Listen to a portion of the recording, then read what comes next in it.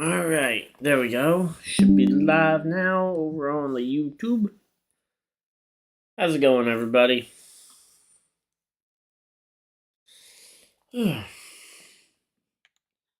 So, how's everybody doing tonight? Or today? I keep saying night, but yeah.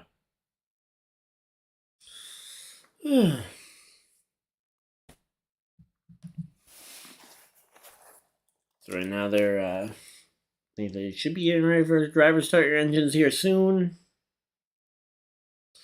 Green flag is scheduled for in about 9 minutes or so. So here we go. Biggest race of the year. About ready to be the biggest race of the year.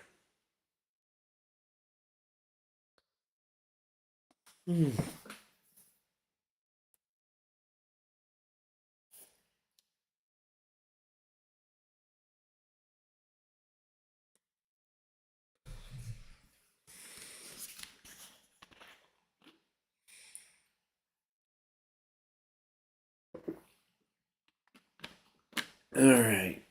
So, we got leaderboard up on the side. We got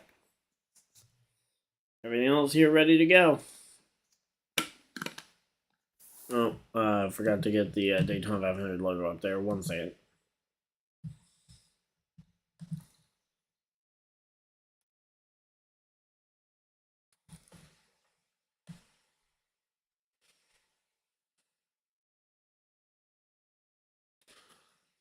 How are they going to start the engines without being in the cars for those guys?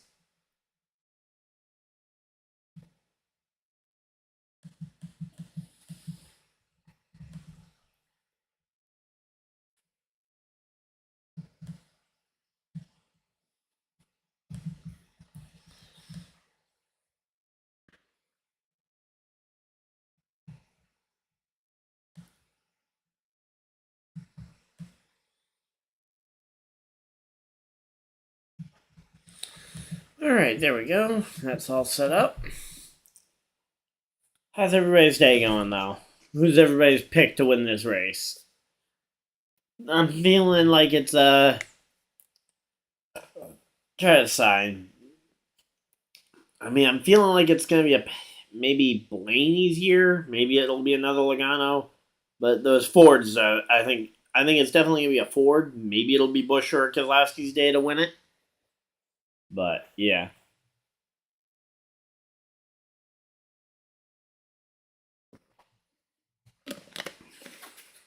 Jimmy doesn't even have his helmet on. Not sure how he's gonna be starting his car from not in the engines. Or starting the engine from not in his car, I mean.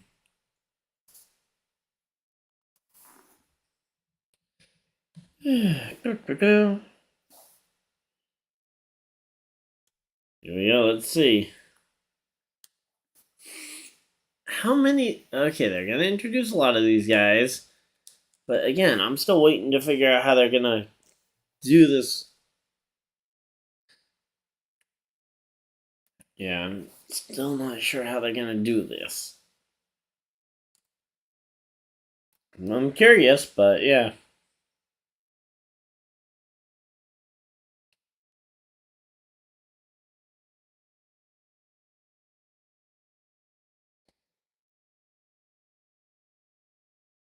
I was gonna say how. So I guess just a few of them aren't starting the engines. Like, how's that supposed to work?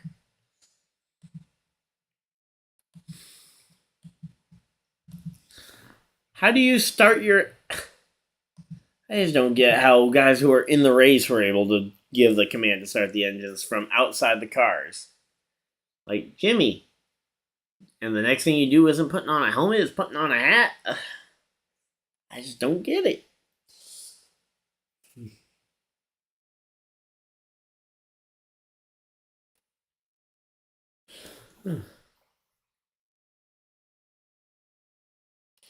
Here we go.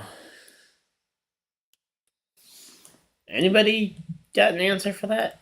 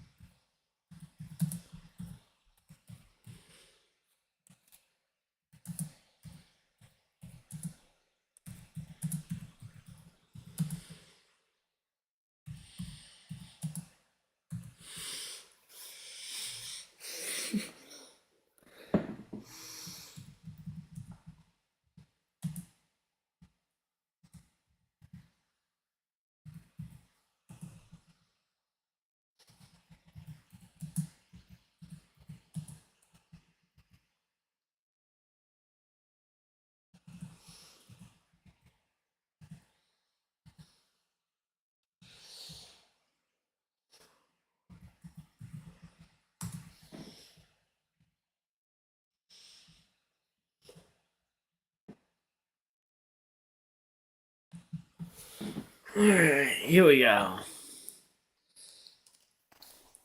What ad do we think we're going to see the most today? Probably. No idea. But, yeah. I'd love to see McDowell get a second one, but I'm not really feeling his day.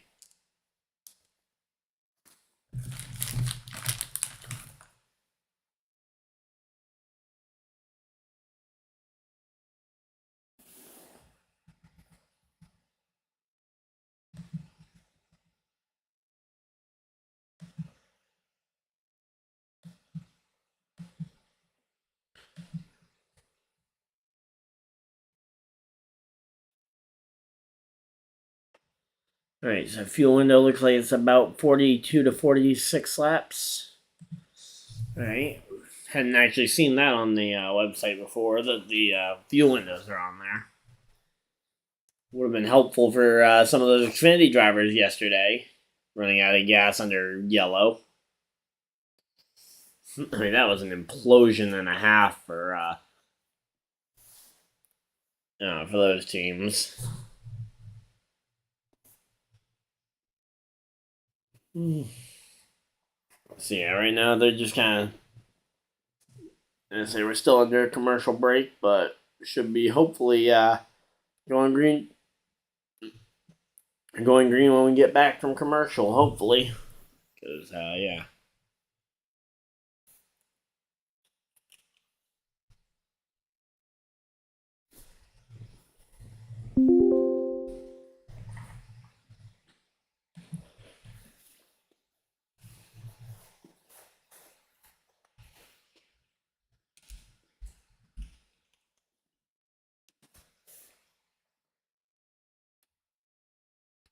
So, how's it going, everybody? We're starting to get a few people in here. Yeah, just kind of waiting for them to get back from commercial break here, because, yeah. I'm going to say, who do we think ends up upside down this year? Because there's always somebody, right?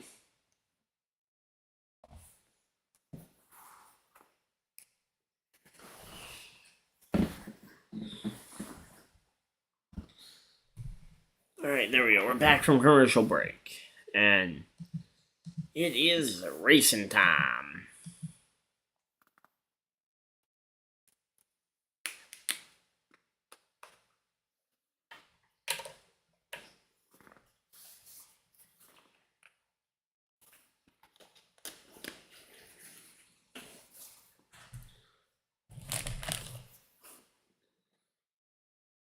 Alright, here we go.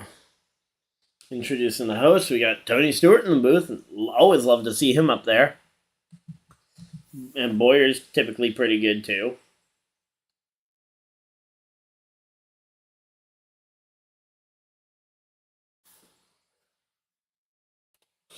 Although neither one of them actually won the 500. They're talking about how they know how important it is. But neither one of them actually got it in their careers.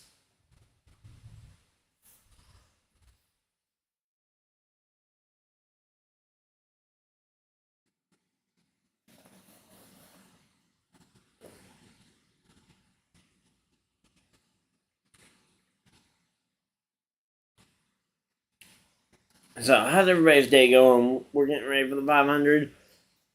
Hopefully, we're going to see some cars on track here soon enough. So, yeah, right now we're just kind of waiting around here. We still got a little bit of pre-race, it seems. Waiting for the cars to... And cars are rolling! Bowman, Larson, Amarola, Bell, Cindric, Blaney, Chase Elliott, Chris Buescher, Keselowski, and more rolling onto the track to start this Daytona 500. Ready to kick this season off the right way. This should be a really good race. Worried a little bit about the weather. Actually, I'm going to really quickly... Sorry about that. I'm I'm gonna try and use. I'm gonna just really quickly go check the Daytona weather while they roll through the starting grid. Cause I hadn't actually thought to actually look and see if there's a storm projected or if it's just cloudy.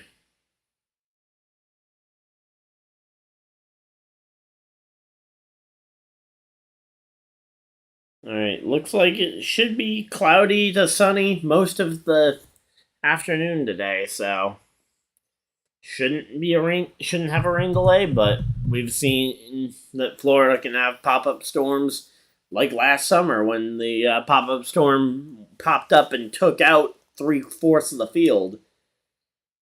Okay, LaJoy and McDowell starting in row 6. There's a lot of backup cars from that second duel because you had a big wreck there with Kyle Busch. So Harvick getting ready for his final Daytona 500.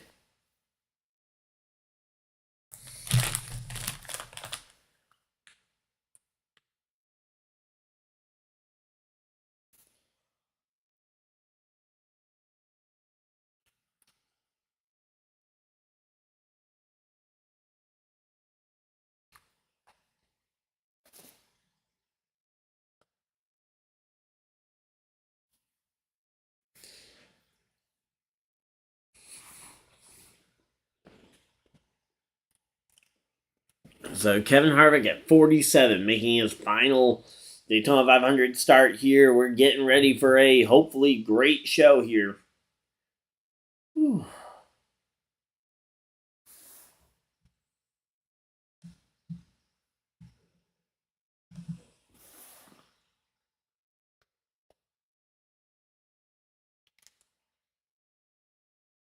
Here we go. How's everybody doing tonight? Alright, I keep saying tonight because all my other streams have been nighttime with the Clash at the Coliseum, the qualifying for both of those events, Coliseum and 500, and then the duels. So all those streams have been at night. So I keep saying good night. But yeah, huh? Those two are sharing a row. The two Trackhouse cars are sharing a row together. Jones and Reddick are sharing a row back in the 13th row. So yeah, there's a lot of cars starting the race. 40 cars, and we had unfortunately had to say goodbye to two drivers who did not qualify. Chandler Smith you have Chandler Smith, and then you have who was the other one that went home? It's Chandler Smith and Austin Hill were the two that unfortunately went home. Connor Daly makes his first Daytona 500 start here today. Kyle Busch to the rear.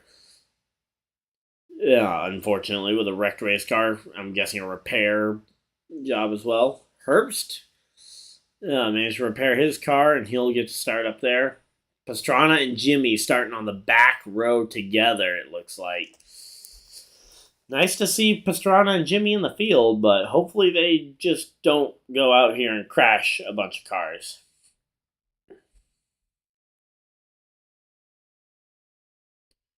So yeah, if you guys want to share the stream, that way we can get a lot of people in here hopefully talking and watching the race together. So, yeah. But starting 39th for Jimmy, he's going to have to try and win the race from the back row.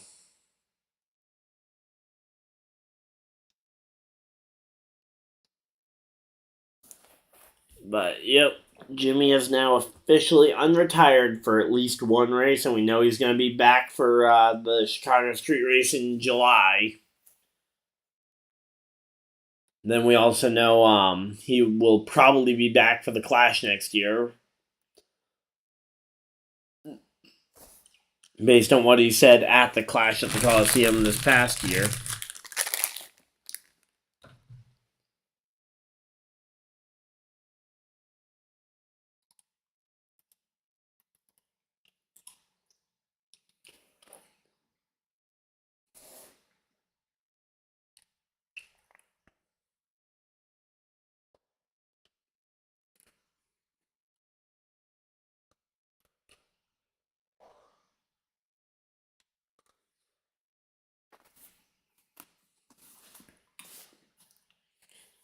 So MTJ, yeah, again, I keep forgetting that he went winless the entire year last year.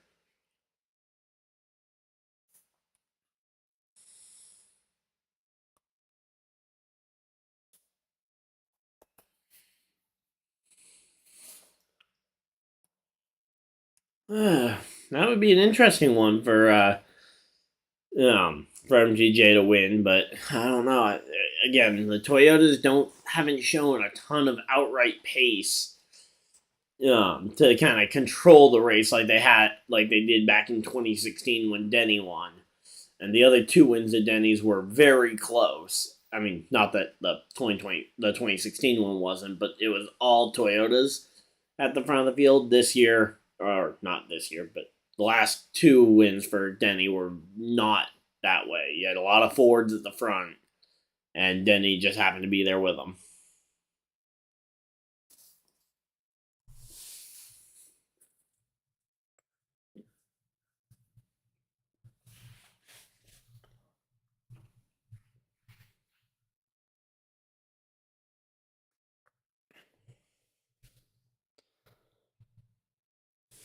So ultimately, he's the only one I think that ended up going to a backup. Looking at the graphic on as I went through the field, so we'll have to wait and see. But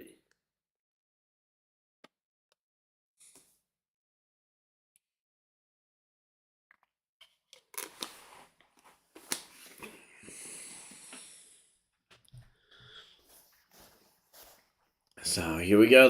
They're bunched up and ready to go. Again, anyone got some last minute picks here in the chat? What do we got for Daytona 500 winners? We thinking Bubba. We thinking Blaney. Let's think of a Chevy name to throw out there. Maybe Elliott finally gets his first Daytona 500 win. Honestly, there's a lot of Chevy guys who haven't gotten a 500 win. None of the Ford active Hendrick drivers have a 500. Neither. Okay, Austin Dillon does. I was gonna say both RCR drivers don't, but no, Austin Dillon does have a 500. None of the Petty drivers do, although one of them's or Legacy Motor Club guys. Neither one of them do for their full timers. Jimmy does. I'm trying to think of some other big Chevy guys. I mean, I know Suarez and Chastain don't over at Trackhouse. None of the colleague guys do, although most of them are pretty young.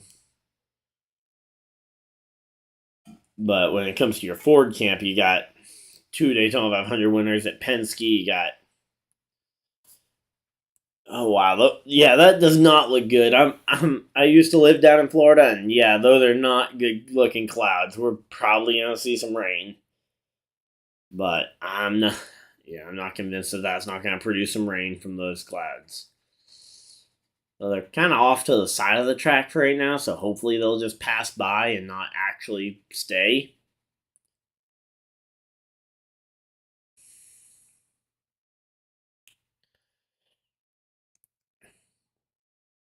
So, who's everybody's picks to win here? We got ourselves a pretty good race. Getting ready to go green.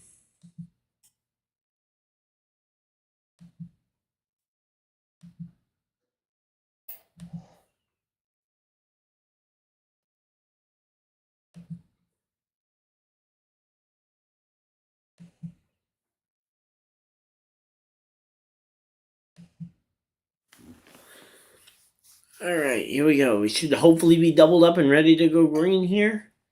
Let's go green. Come on. Let's send it.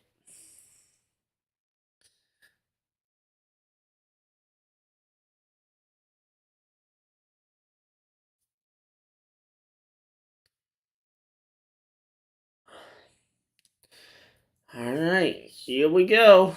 Yep, there we go. They're doubled up. Pace car getting ready to run for cover. And here we go. Let's see. Oh, they pan away from the pace car as it's about to run for cover, and they show the flag stand.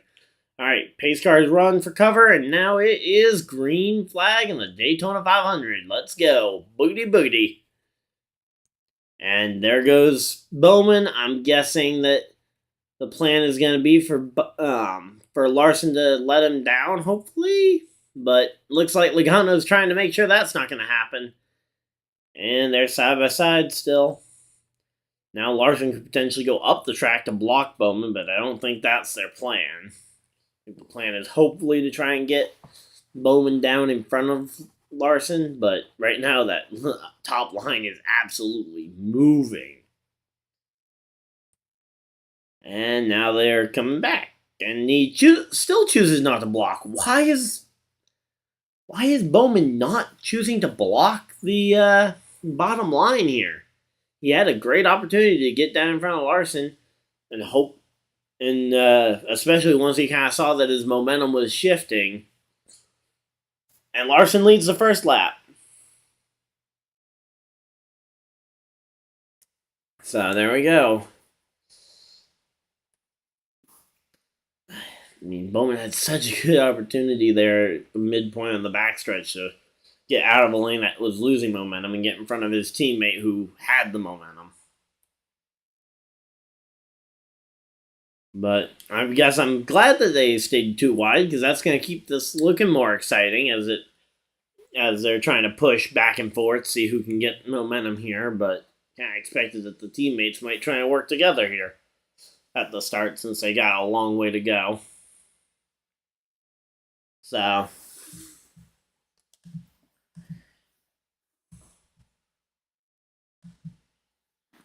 here we go. Let's see.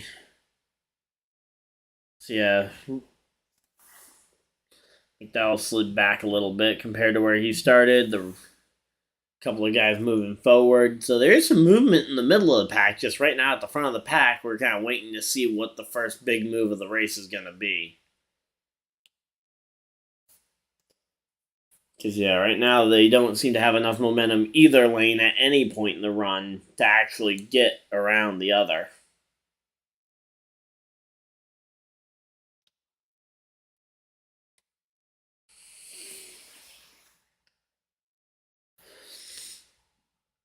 All right, so here we go.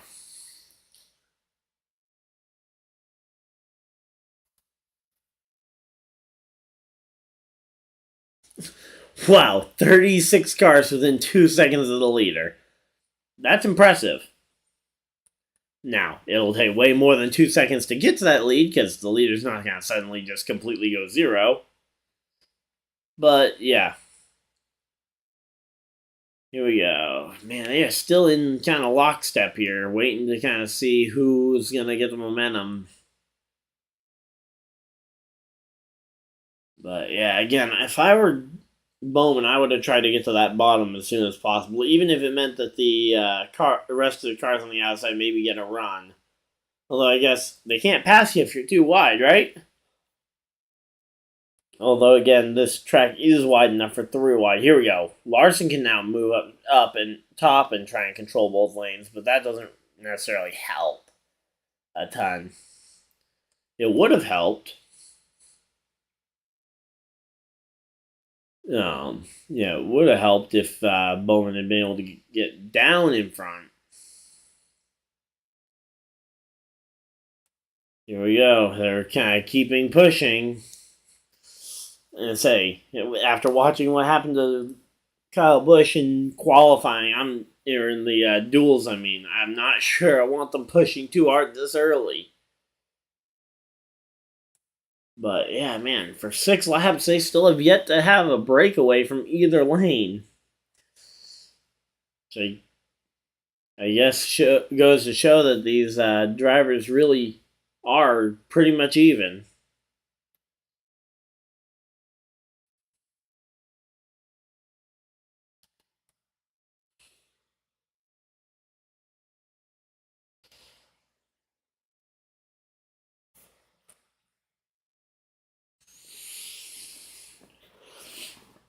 All right, so here we go. We got ourselves still kind of looking to see if anybody can kind of get that edge out in front here.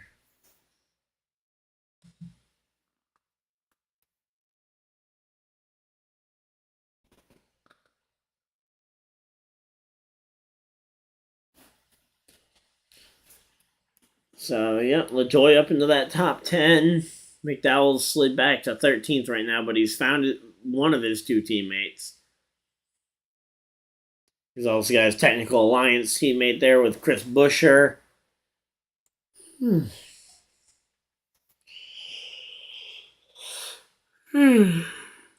Man, here we go. Not sure where Zane Smith is at, but so two of those front row motorsports cars though have managed to find themselves together,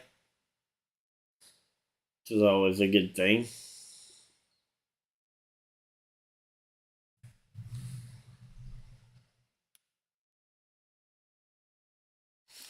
But yeah, right now we're just kind of waiting to see what's going to happen here because it's still definitely early days here with the lead kind of swapping back and forth here.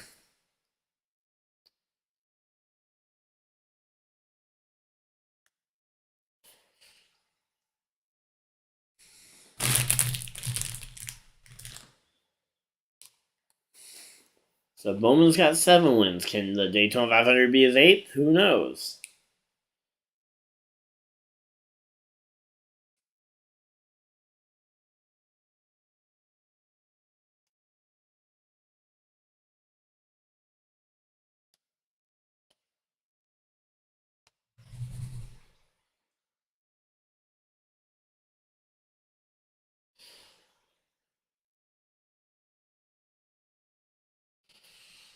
So yeah, it sounds like they're right now talking about kind of how iRacing you don't have an iRacing reset button.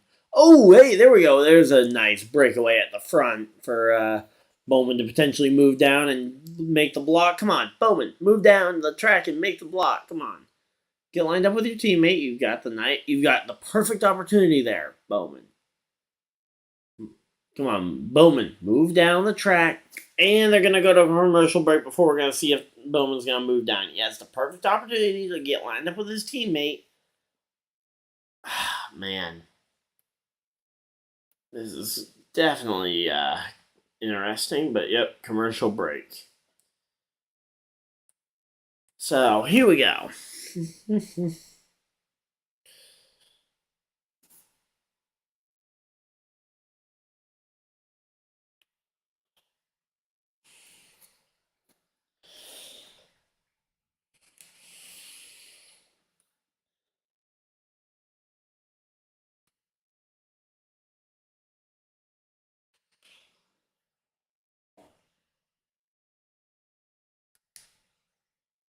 Alright, so here we go.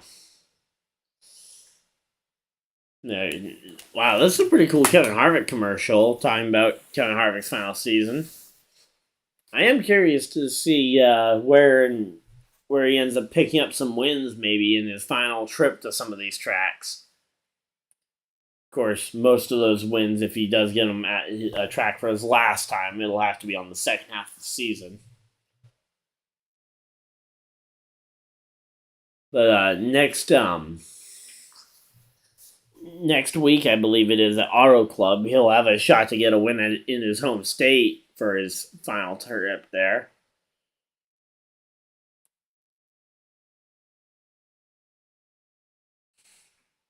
This is an annoying T-Mobile commercial already. We're one ad break in and we already have an annoying commercial. Yay. I mean, I'm not upset that we have a commercial break, but why has it got to be a super annoying one in the first ad break? Like, wait until the second half to show me those types of things. Pretty cool Ram commercial going on now. How's everybody's day going? We got 5 people in here. Who's everybody think gonna win the 500? Right now, it's looking like Bowman and Larson are on track to kind of hold the front. Let me see, because I don't have an active leaderboard. Actually, no, never mind. Larson and what happened? Now it's Larson, Bell, Logano. Oh, Bell got the lead. What? What happened? We were at commercial break. What happened?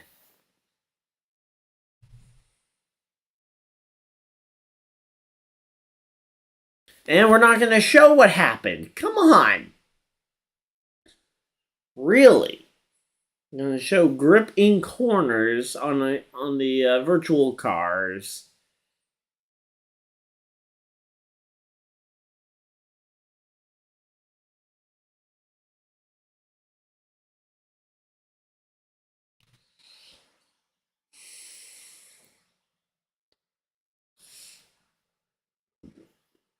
Are we going to explain how Christopher Bell got this lead?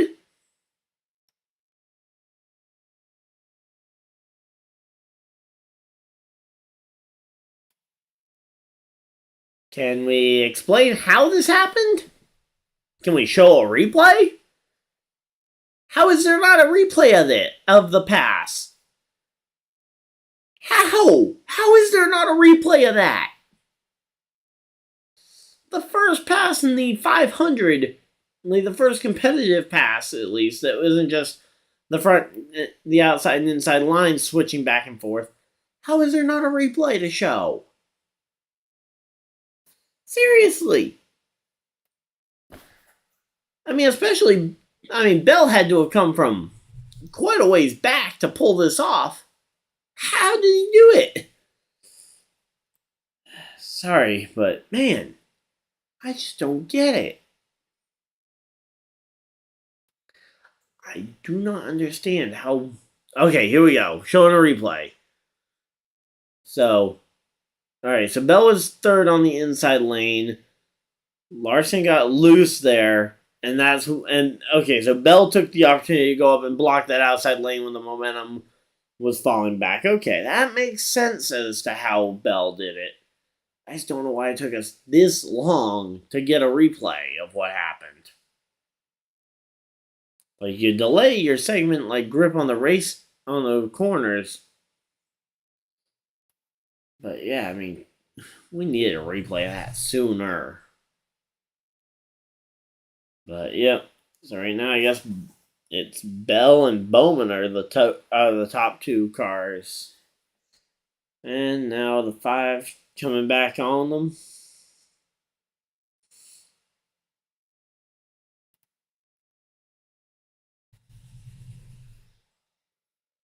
So yeah, right now they're just kind of waiting here.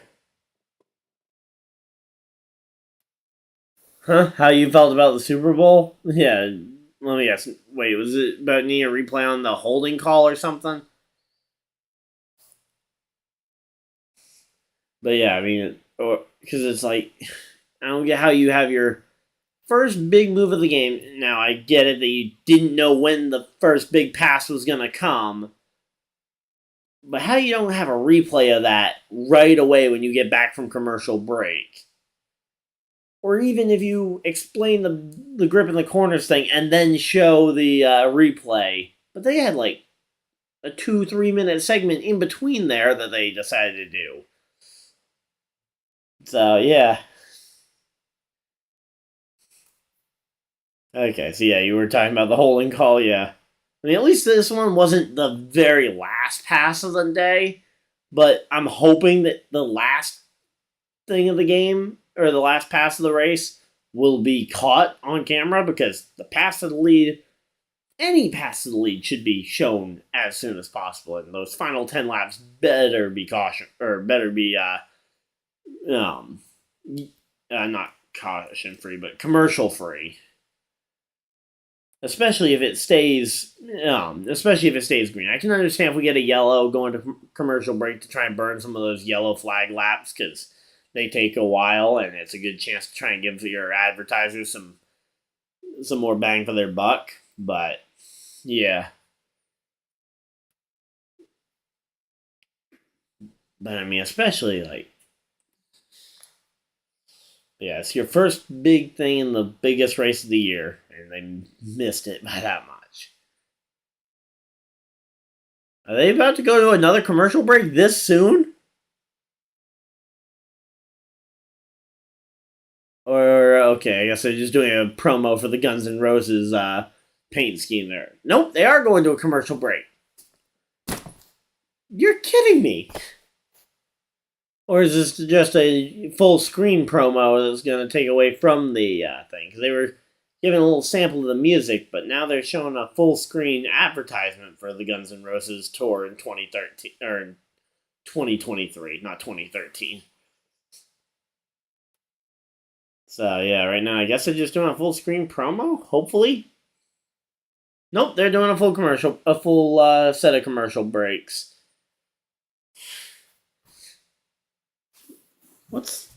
I mean, are we okay? We're at least nearly 20 laps in, but still, to be already at a commercial break. I mean, yeah, it just seems weird to have.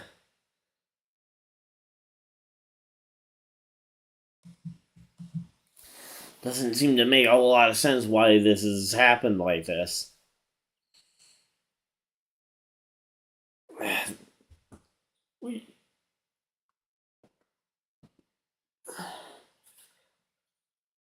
Alright, here we go. So now they're showing an ad for a few other NASCAR partners with an actually halfway decent racing ad. Oh, it's a Toyota ad. But they've had a few other sponsors being shown there, but yeah.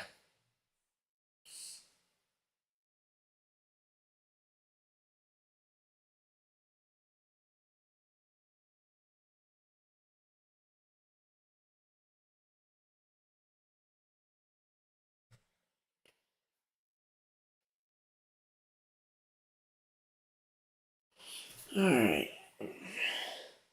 So yeah, I mean, these commercial breaks, they are gonna kill this.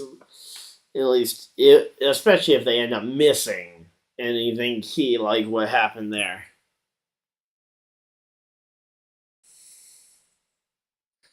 Let's see. We're back from commercial break. Has anything significant happened? Let's check our leader. I'm going to check the leaderboard to see, because clearly I can't trust NASCAR to show us the correct angles. Larson's back in front. How do you miss both lead changes now?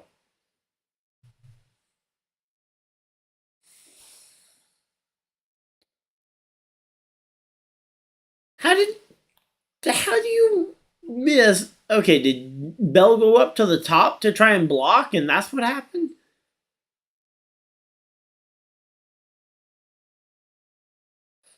Jimmy's already passed 12 cars. Wow, good job for Jimmy. I know he had a lot to pass, but yeah. So, how long into this run are we going to go before we get a replay of what happened? I'm guessing Bell just moved up the track to try and yeah, I'm guessing Blaney just, or not Blaney, I'm guessing Bell moved up the track to try and block Bowman.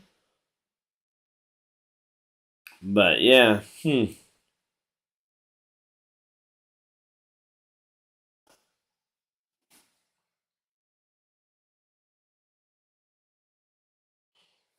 So, man, I guess we're just not going to find out why Bell lost the lead, but I'm guessing it was as easy as he tried to go up there to block Bowman and got the bottom taken away from him. It just seems weird because nobody else has seemed interested in blocking yet this race.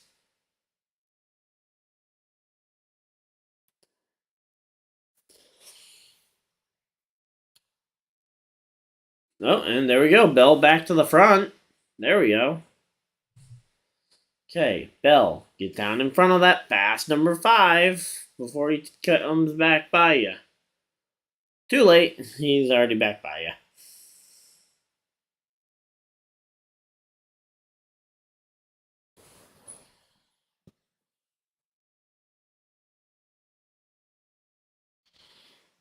you. Here we go.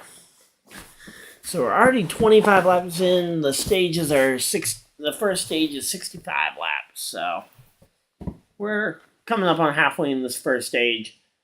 I'd be willing to bet that we're going to start seeing some pit stops here in about 5 to 10 laps. I'd say probably closer to 5 laps than I would say that one, but yeah. Oh, and that top line is starting to gain a lot of momentum and starting to pull away. I just hope they know what to do with the top lane when they get this, because at some point they're going to need to block that bottom lane. But yeah, so far there has not been much for blocking when they've had opportunities.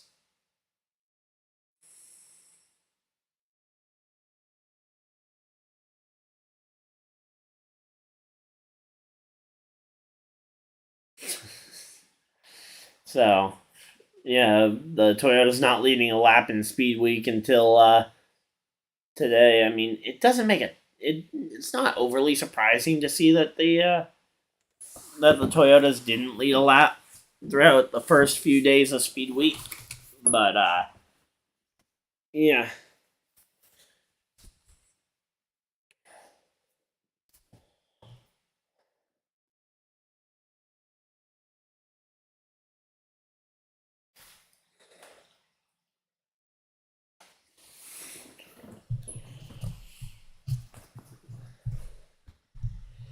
But the thing is, now the Toyotas are near each other because they're talking about the Toyotas and working together now that the whole field's together. But Bell hasn't had a Toyota to work with to lead these laps. All right, Bell. Larson's getting a run. Cover the bottom. He's not going to do it, is he?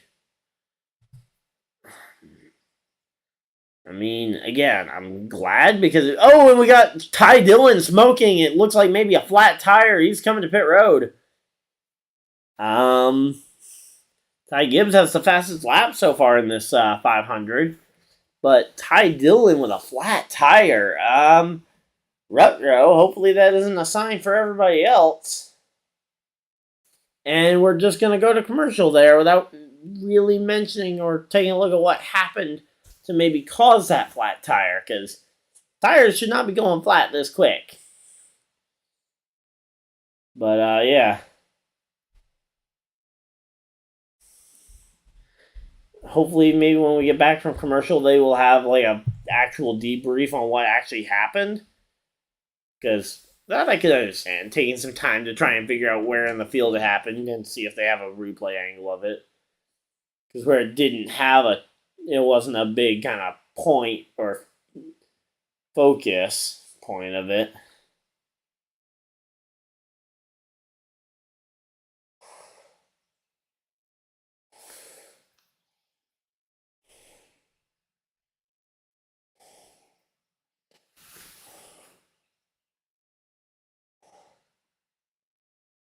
And now they're doing a commercial for NASCAR Race Hub.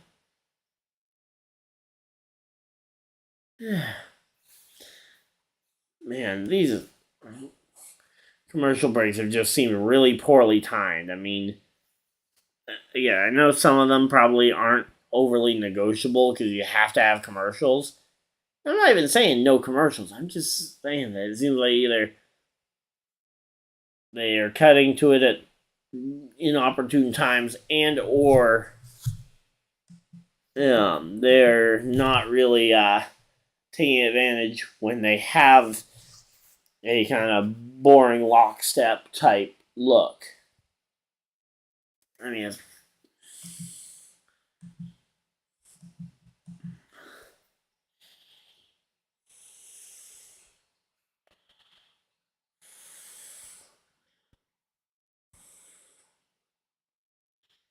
again, like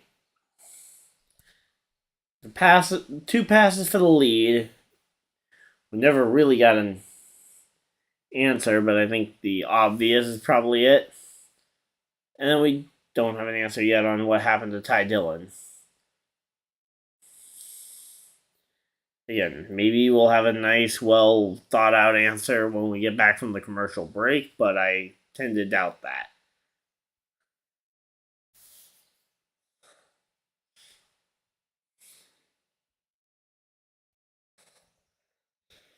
And again, I'm sure there's going to be a lot of action later in the race, and I'm going to be glad that we aren't having a ton of commercials. But yeah.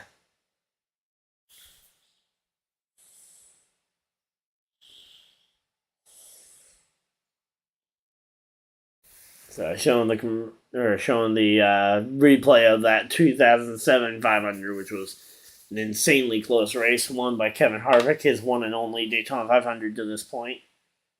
Kind of surprised it's his only one, because he's been very good in this.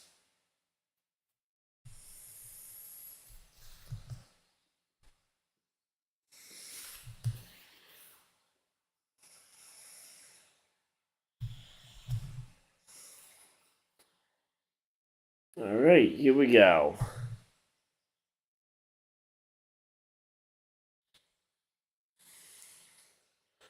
All right.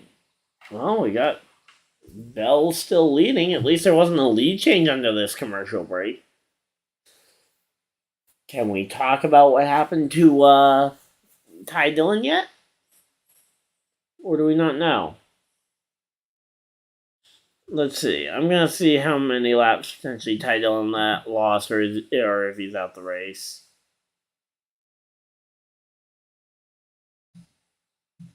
Actually, let me get a copy of the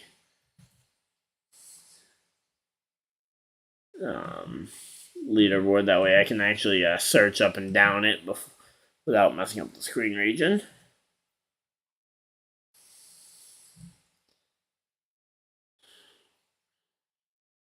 So Ty Dillon is 7 laps down. Looks like he might be just out the race.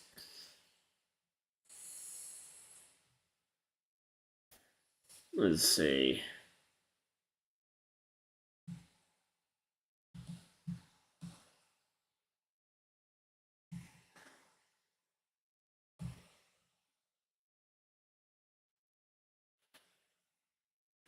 But yeah, I was hoping that by the time we got back from commercial break, especially since it took a guy out of the Daytona 500 entirely.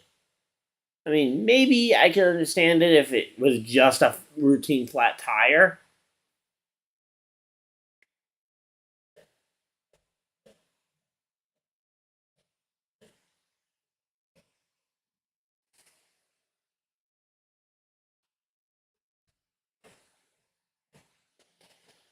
Alright. Oh, Amarola and Cindric to the lead. Did not see where they came from. Where did they come from?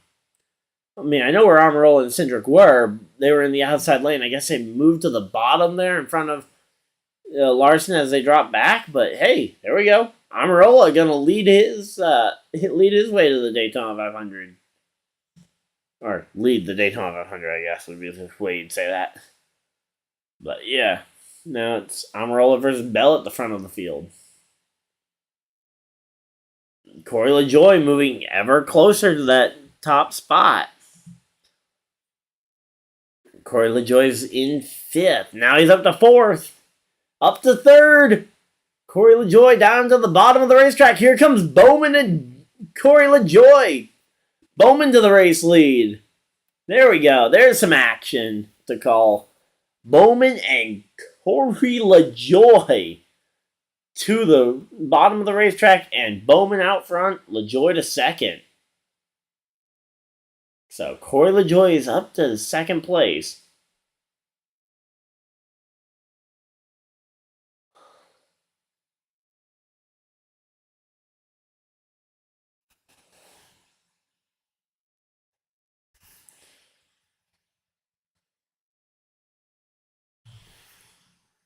Wow, I mean, come on. Wow, that was a pretty awesome pass for the lead there. Especially where we're going to be readying ourselves for pit stops here shortly. I mean, they're going to be starting to run low on fuel if we don't get some pit stops very soon. We've got about 5 laps left in the fuel window before we enter the end of the fuel window. And yep, there we go. There goes the Fords. And everybody all the Fords coming down to pit road. I think I see McDowell down there. I think I see Gilliland. I don't see Zane Smith, the other Ford. But that's going to make our Toyota and Chevy leaderboard look very red and very gold. Harrison Burton stayed out, it looks like. Where's Pastrana at?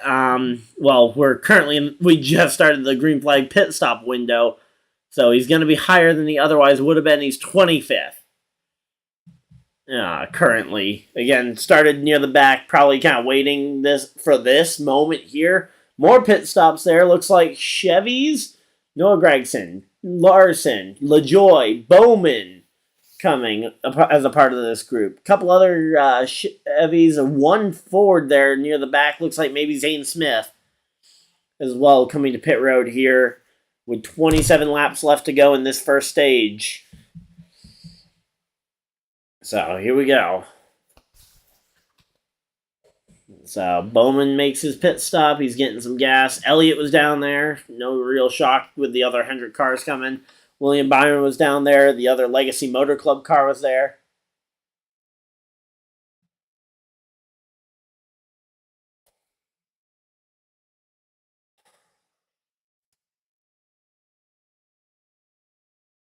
Oh, he nearly got taken out by... Oh, and we do have a car around. Riley Herbst is in the grass, and that is going to be a yellow, probably. Is it? No, they haven't thrown the yellow yet, have they?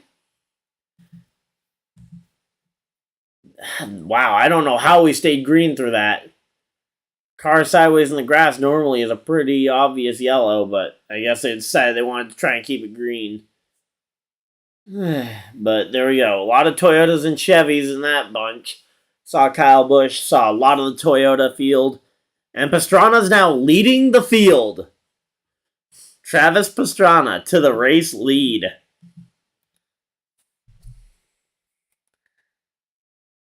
Yep. And there comes Travis Pastrana. He led his one lap and he's coming down pit road. Hopefully he actually got down to pit road speed because he was pretty quick there. Curious to see how this field ends up forming up here now that the pit stops are concluded. All right, the Toyotas, wow. Yeah, here comes the pack, though. It's a lot of speed coming from behind. I don't know if they're going to be able to stop those Fords coming behind. Yep, shocker. Commitment line violation for Riley Herbst there. Not surprised to see that penalty come through. It's a cut and dry rule, and yeah, he was out of control. I think he's just glad he's not out the race. Let's see what ended up happening. Oh, he just looped it on his own. So yeah, he just was trying to get on the brakes and looped it around. And now we go to commercial break, which is nice because we have completed the green flag cycle. Kind of wanted to see a little bit more of that pack starting to form, but I guess we can go look at the running order and now that the pit stops have concluded. Hasn't really changed much. It still says Pastrana leading. Not sure why. Did he really pit? Oh, wait, no, there we go. It just updated. So Denny Hamlin, Bell, Reddick. Then you've got Briscoe, Amarola, Bubba. All right, you got some interesting guys up there at the lead. So yeah, after the green flag cycle, it's now cycled back around, and Toyotas have won it.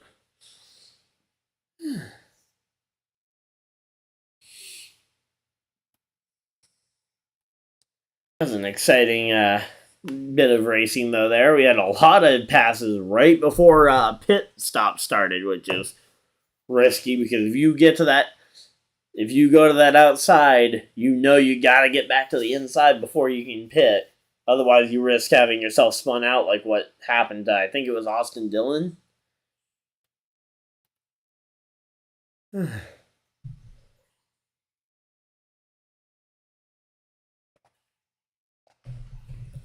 All right, there we go. But yeah, this is gonna be a pretty good race. I'm already feeling it. We're gonna have about 15 laps to go till the end of the stage. Hopefully, this is the last commercial break for the stage. I mean, okay, no, it's actually gonna be closer to 20, so I'm expecting one more commercial break then. Oh, Briscoe's making a bit of a charge here in the latter parts of this stage. Again, I don't have commercial free. I'm not seeing it without commercials, so I gotta wait.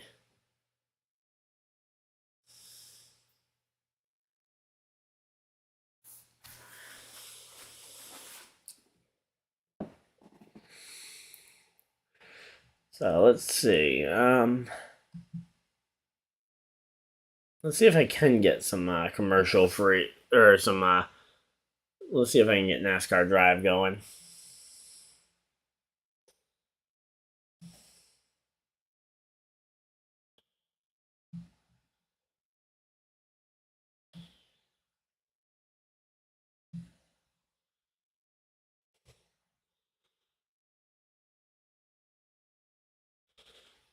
Hmm. Could have sworn they would have a battle. They used to have a battle camera where you could actually watch just kind of the battles going on the track. But right now, it looks like they've reduced it to just drivers. So I'll look into that later. They're showing the Coca-Cola Racing family of drivers. They got 5 drivers now. Now that they've got Elliott, feels like it normally is a lot more than that. I thought they were at like 6 or 7, but I guess with Danica and Newman leaving, it really did reduce the number. But I thought they'd been replacing them slowly over time. I mean, I thought both Dillon brothers were a part of it, but Ty isn't on the list, I guess. So here we go. So now it's double file again. Let's see who's on the inside. We got Briscoe, we got Bubba, we got which Bass Pro car is that? Is that's Truex. Then that's Kyle Busch, Elliott behind him. So yeah, Kyle Busch is now up 31 spots from his starting spot.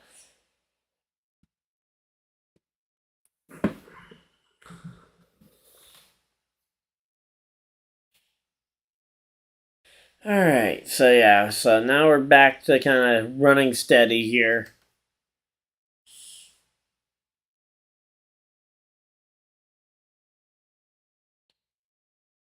I will say the blurring of the dashboard looks a lot better during this race than it did during the duels on Thursday.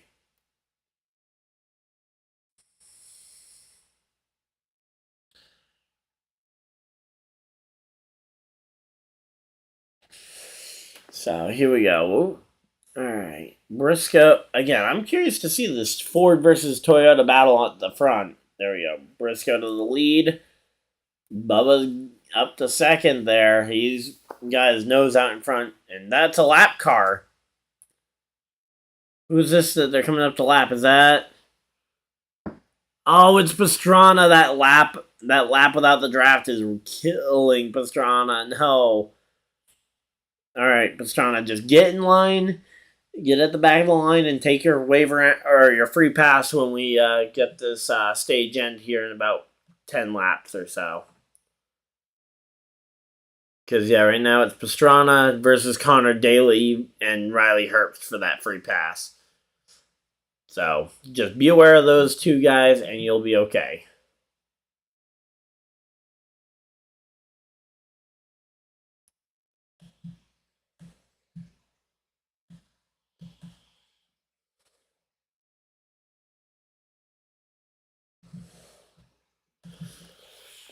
So, who's everybody's pick for the race win here, though, today? And say, Dylan, you think Pastrana's going to get this win? I know you were asking where he's at, but I don't know if you think he's going to win or not.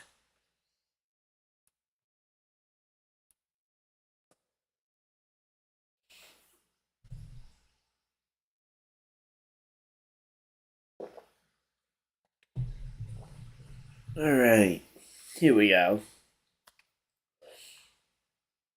Just waiting for this commercial break to get done and.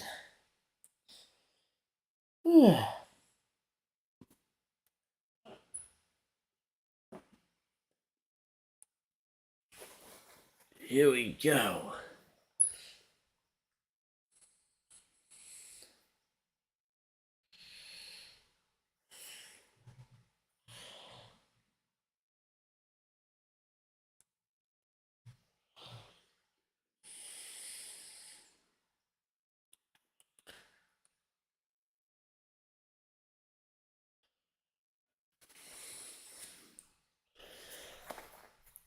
So yeah, this Daytona 500 though is really, honestly, I'd say it's playing out better than most Daytona 500s to this point. We got through our first pit stop sequence to avoid without any major incidents. The only incident being for Riley Herbst, and I guess technically if you want to call it an incident, the Ty Dillon blown tire looking thing. But again, it looks like that has knocked him out the race. Let's see, is he still only 7 laps down? Because if so, then maybe he's not out. But yeah, no, he's definitely out of the race. It's showing Pastrana, Daly, and Herbst 2 laps down. Is that real? Or is that just some sort of glitch with what it's showing me on the leaderboard? Because if they are that low, we might be in a little bit of trouble here. Looks like that top line's either died or that they just kind of cycled it around in this time while we were waiting.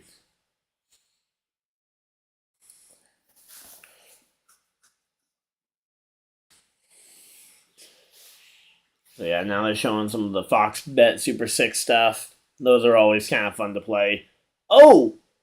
What's Bubba coming to pit road for? Uh-oh, that's not good. That is not good at all.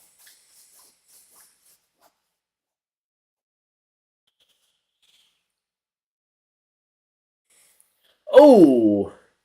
Truex just hit Bubba into the fence while we were under yellow there. Or not under yellow, but while we were under the commercial break there, I mean. So, oh, and was that while he did? So Bubba got the lead and then got bumped into the fence. Oh my, that is not good at all. Bubba. I say the Bubba Nation's probably going to be attacking Truex there, but Truex got the lead from it, I guess. So.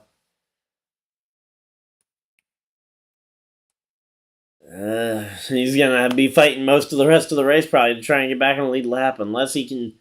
If he can just stay on the lead lap, or even just one down, he might be able to save this. But he can't risk. He can't go more than 1 lap down here. That's for sure. But yeah, there was a lot of pushing and shoving there that ended up leading to that.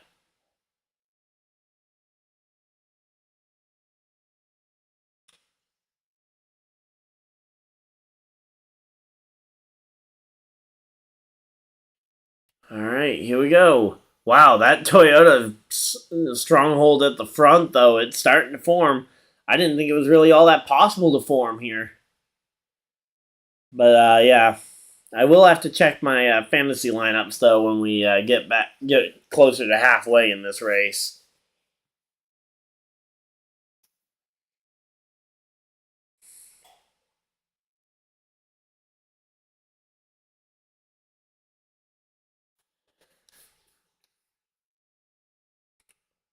Here we go. Wow, the top 5 are all Toyotas. Literally every Toyota except for Pastrana and Bubba is at the front of the field right now.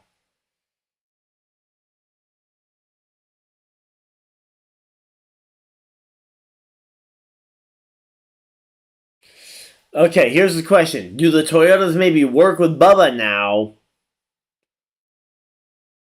Or does Bubba end up getting put a lap down by by his fellow Toyotas?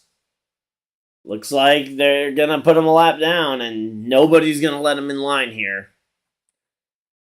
Briscoe's going around him, Kyle Busch going around him. Man, he is just all alone here, and he's gonna sink.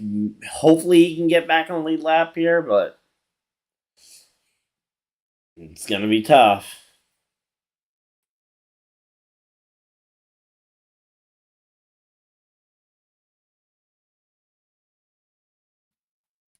So yeah, this run to the end of this stage has just gotten a lot harder.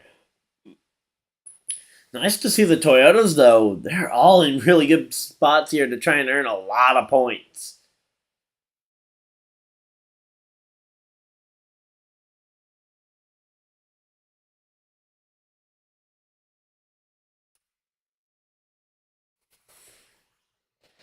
Wow. Oh, wait, who is that to the bottom? Which Toyota is that to the bottom? Looks like maybe Reddick? Yeah, Reddick to the bottom.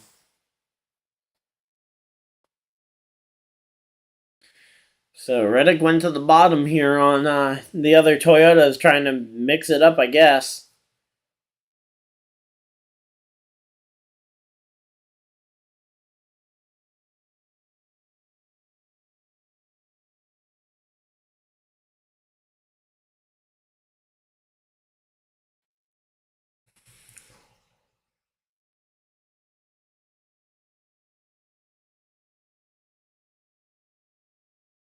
There we go. Bell's now on the bottom of the racetrack, so they are definitely. I don't know if they're trying to go too wide here to try and clog the track so that people can't pass them or what, but yeah.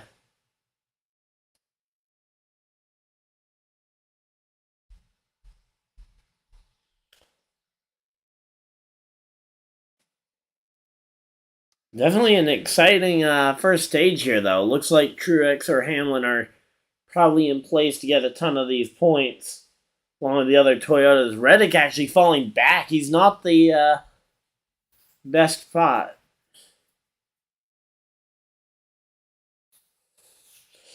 So right now it looks like Toyotas are gonna have a pretty good shot here at getting a lot of points. Although really, I mean, outside of maybe Keselowski, with Keselowski and Busher, maybe it's time to start counting points. Priest too, but for the rest of these guys in the top.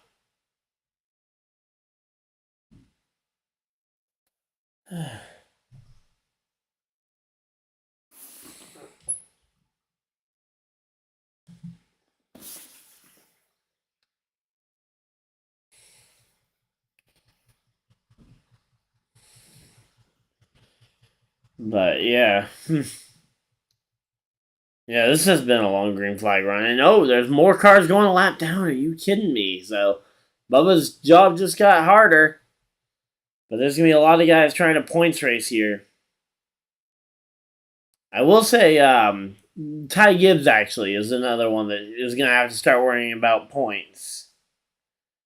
Going to have to worry about potentially collecting points because I wouldn't say he's a lock to win a race this year. But most of the rest of the Toyota, I think, are pretty easy locks to win races this year. In particular, I think Hamlin, I think Truex is too good to go 2 years without winning a race in a row.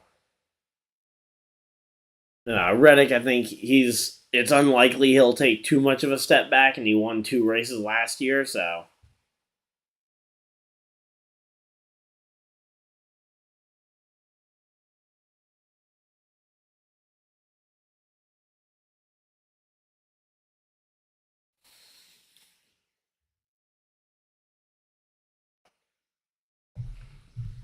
All right, McDowell up into that top 10. McDowell potentially in position to get a point. The question is, who here is willing to ditch on all their buddies here to try and get a few points?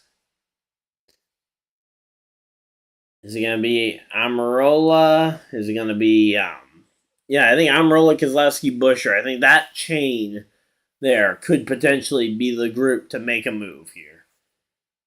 I think those three, they've got Priest as well in that line, so I think those four, really, if you're going to see a move, those are going to be the four to do it.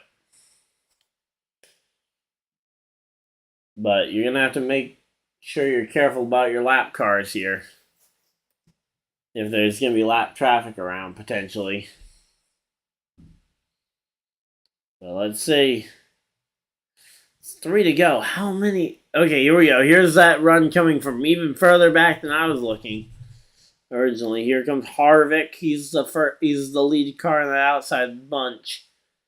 A bunch of other guys are looking up top.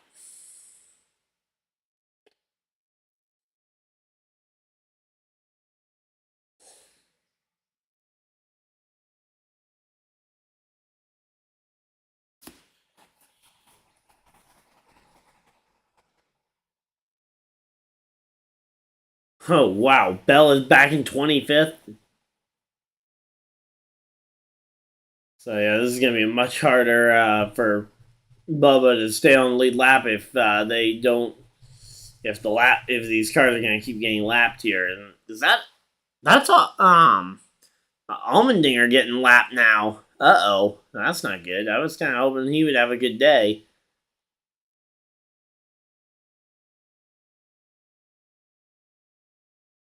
And they're four wide there, and oh, Blaney is stacked up in the mid to back pack behind Riley Herbst.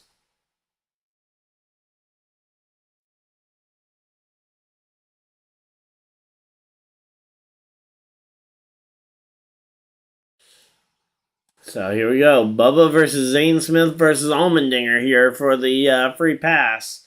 And Keselowski and Priest, and there we go. There's that group. Keselowski, Priest, and Busher have all made it to the front of the field here. And those Toyotas have gotten shuffled back. McDowell to the top five. There we go. Nice good start here, and it's the final lap of stage number 1. So here we go. Stage number 1 coming to an end here. Jimmy Johnson's going to get some stage points. Although he's not racing full time this year, so it's not really going to matter. But here we go. Busher is going to get third, but Keselowski wins stage number 1 here at the Daytona 500. Keselowski gets stage number 1 and earns himself 10 points and a playoff point. And number 16 there, so Allmendinger gets the free pass. I'm glad to see that AJ Allmendinger got that free pass. McDowell ended up. Where did McDowell officially finish?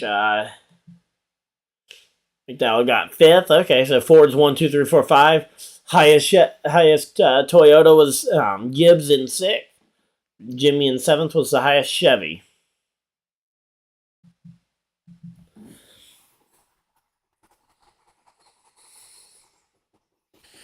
So here we go.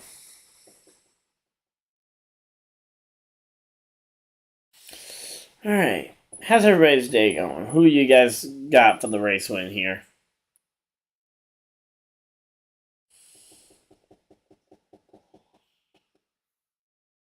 So, yeah. Pretty good first stage, honestly. I mean, and actually not bad pacing. I mean, about an hour for the first stage. That really isn't too bad pacing-wise. I mean, this is Daytona 500. If it keeps this kind of pace, doesn't slow down a million miles per in the end here. Definitely looks like it could end up being one of the faster 500s in recent memory, going about 3.5 hours, which isn't bad for a 500 miler.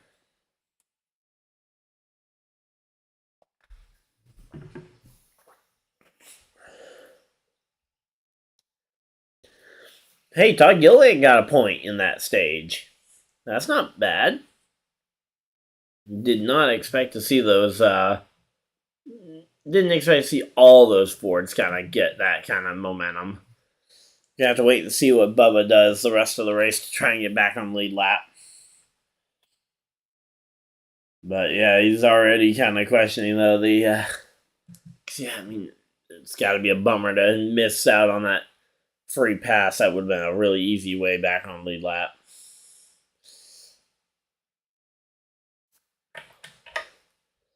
I think Pastrana might be able to just take the wave around and hope for a yellow, because I don't see how these guys. I don't see how any of these guys, how we get through too many more laps without wrecking. I mean, these guys are going to wreck at some point, right? I mean, I know there's some of the best race car drivers on the planet, but they have been making some, especially near the end of that stage, they made some pretty dicey moves.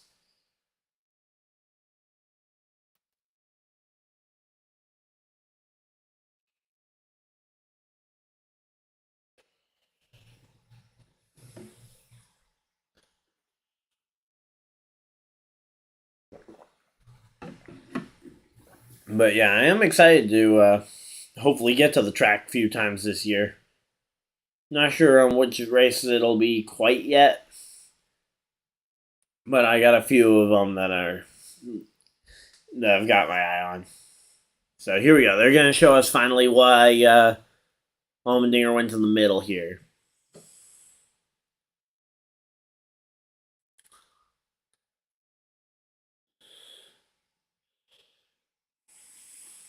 Oh, no, they're going to show us the pass for the win here in the stage, which I guess is nice. But yeah, here we go. 6 car goes around the outside there. Kind of sells him the dummy by going high.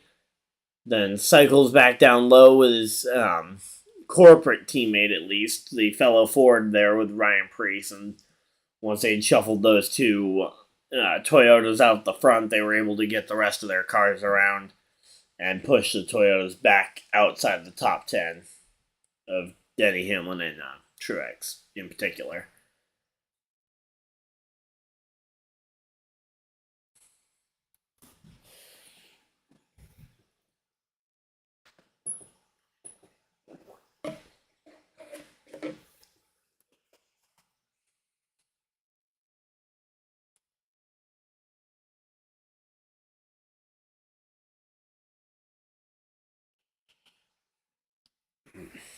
So it sounds like Truex might have been a little too nice there.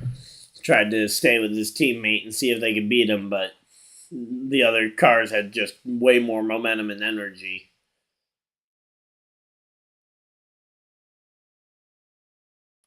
Here we go. And they're all coming down pit road here for some pit stops here. Got the cameras watching Kevin Harvick, Keselowski, Buescher, and Preece. So I'm pretty sure that's your top 4 right there that they're showing. So here we go.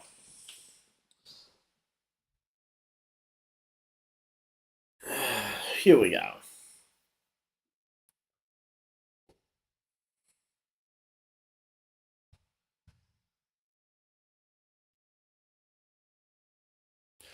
Oh, long stop for the 17. That is not good.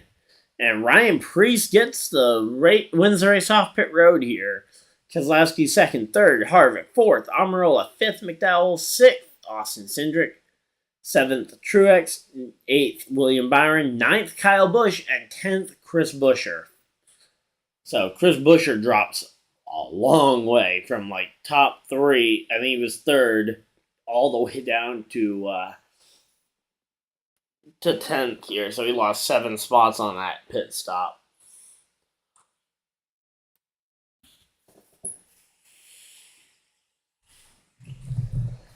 Here we go. Man, here we go.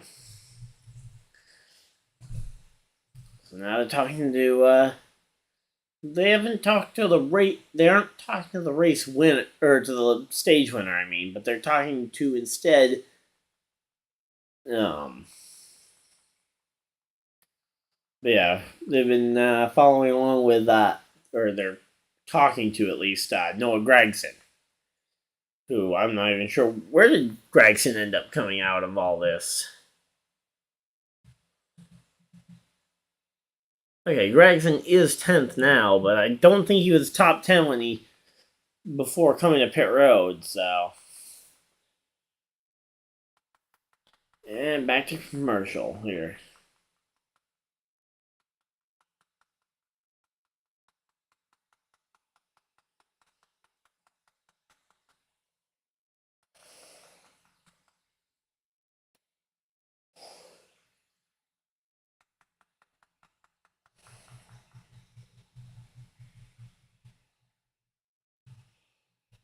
Alright. So here we go.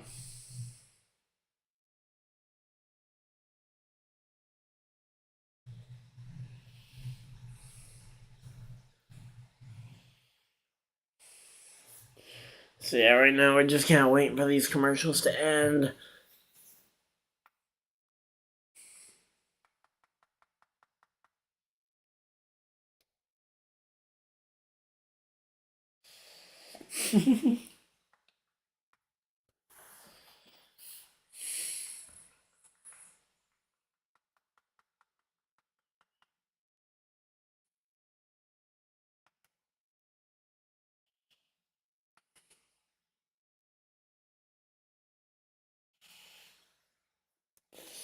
So, how's everybody doing? You all enjoying the race so far?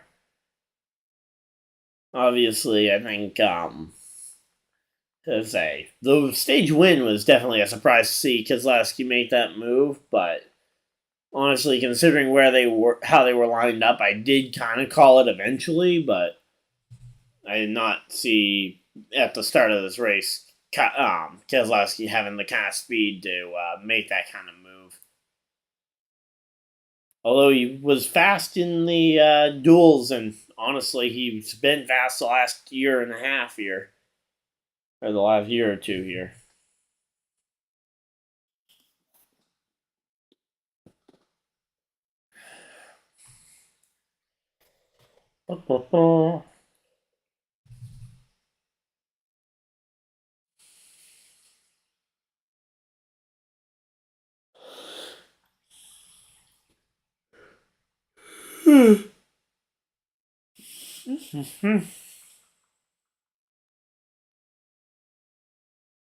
So, yeah, just kind of waiting to see what we can get for this restart. This restart's going to be exciting, I'm sure.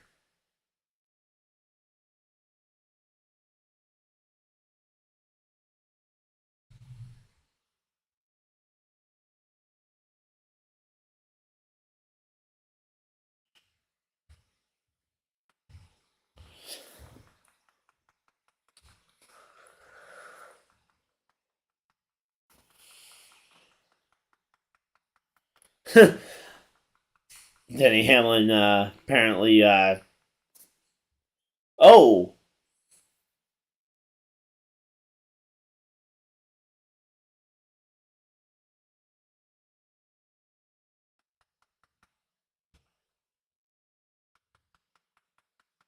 They're dodging the question there, but yeah, Denny Hamlin definitely was flipping off Logano, I think. But yeah. Man. So you got Keselowski and Priest on the front row. Second row. Oh man, that's gonna be hard for Keselowski. You got three Sewer Haas Fords in that top four there with Almirola and Harvick in that second row. Not a lot of teammate help up there. Then you got Cindric and McDowell in the third row for this restart. Weird that they didn't show the choose cone happening when it's the first time the choose cone has been used in the Daytona 500. Why didn't we show the choose cone for the first time it's ever been used in a Daytona 500? I don't know, but here we go. Green, green, green. It is green flag, and we are racing here at Daytona International Speedway.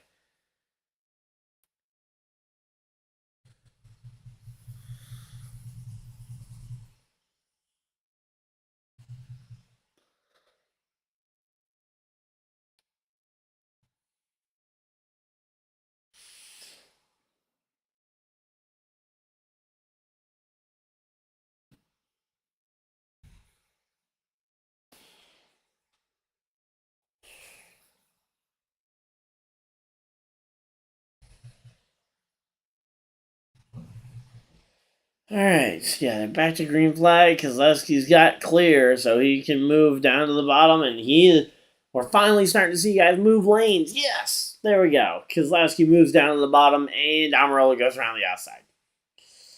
So, yeah, Keselowski did make the first kind of move to kind of cross over the lanes, at least first one on a restart right away. As opposed to guys kind of running in, changing lanes after the run's been going on, but here we go. Not exactly what I envisioned for the first kind of block of the race, because I thought that it was going to come from the two teammates who started the race on the front row together. I thought one of them was going to come down in front of the other. Give them both an opportunity to try and lock out this front of the field. I think that might be what Almirola is going to try and do, is to try and get far enough out in front to pull himself and Cindric down. Obviously, you need a lot of momentum, though, from that top side. And if that is the plan, I don't know how in key with that plan Byron or Busher or even Todd Gilliland are going to be.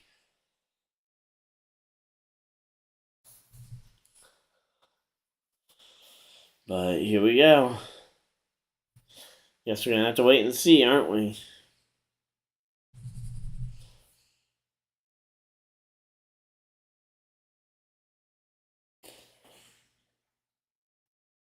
So yeah, right now though, you got a pretty deadlocked battle for the lead here. You got Amaral on the outside, Keselowski on the inside. You got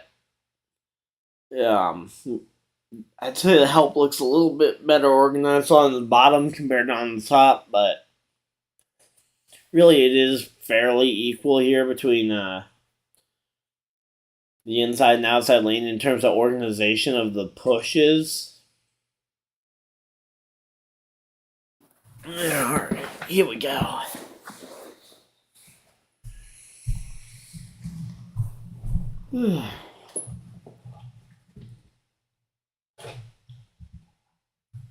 Yeah, here we go.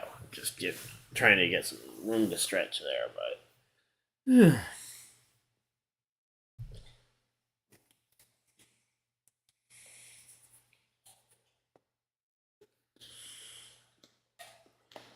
so right now, let's see. Can McDowell go up there and maybe make something happen closer to the front? So another 65 lap stage here. So we'll see probably about another hour of running here.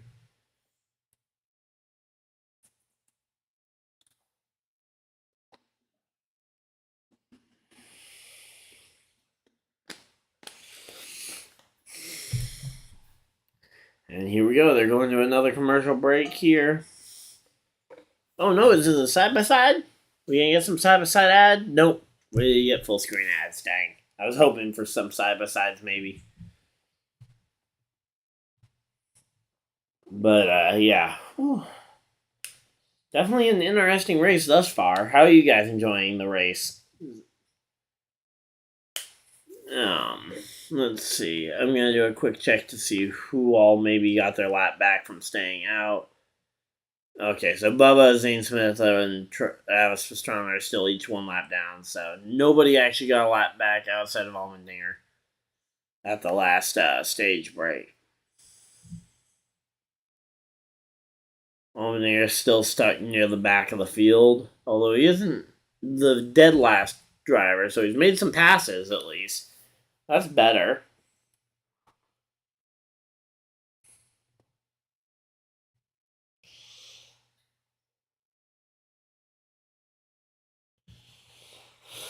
Alright, so here we go. It is Daytona 500 time.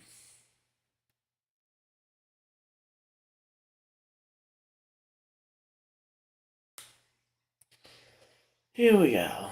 It's just kind of a commercial break here. We get a moment to pause here and kind of look at the leaderboard, maybe try and figure out where everything's going to go from here.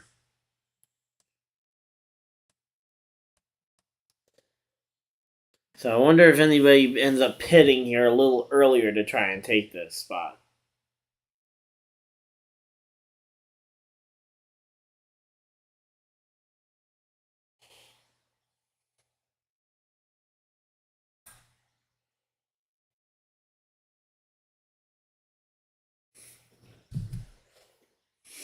So here come Rolla and Keselowski fighting out at the front. McDowell back to 8. McDowell and Gilliland might have actually found each other finally. That's always nice to see that the front row cars can find their way together.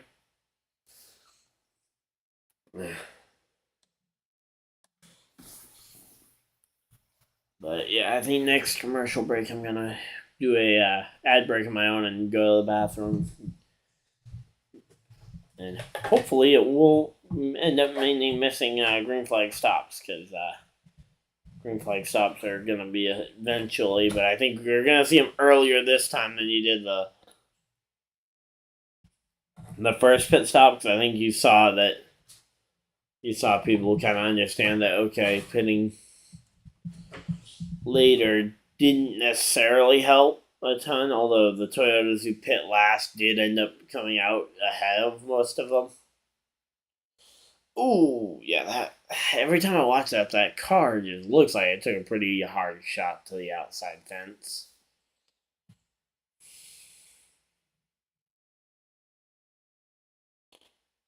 Alright, so here we go. Just kind of showing clips from the race here. So, here we go.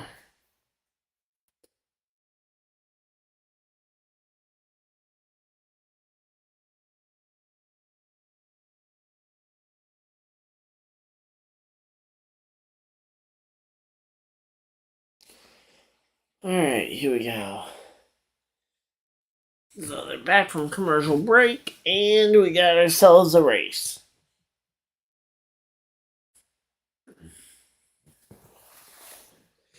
So right now it looks like Briscoe's got a lot of cars in front of him, but I think this battle for the lead is most interesting right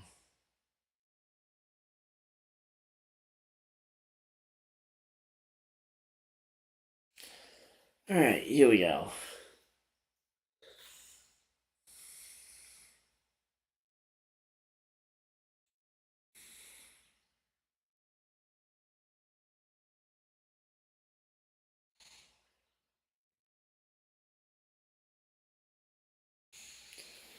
Alright, here we go.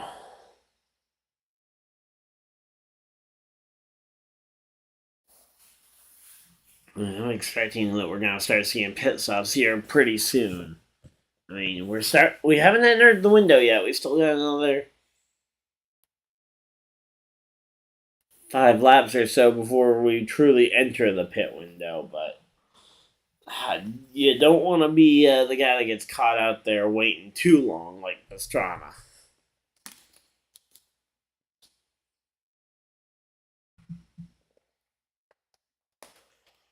All right.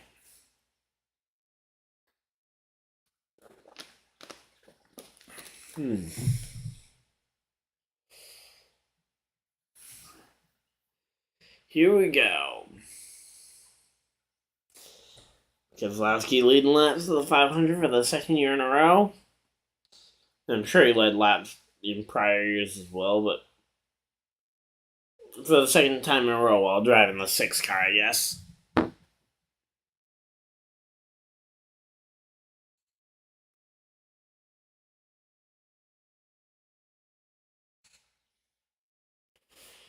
Alright, so here we go.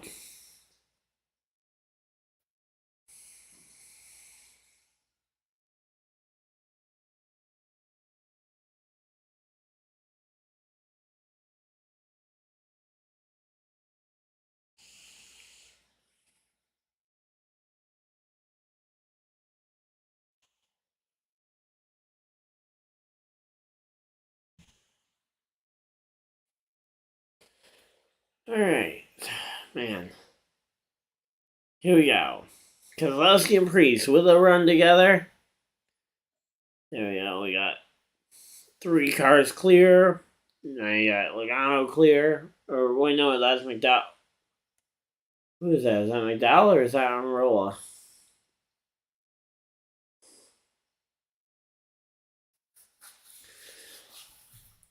Alright, so here we go.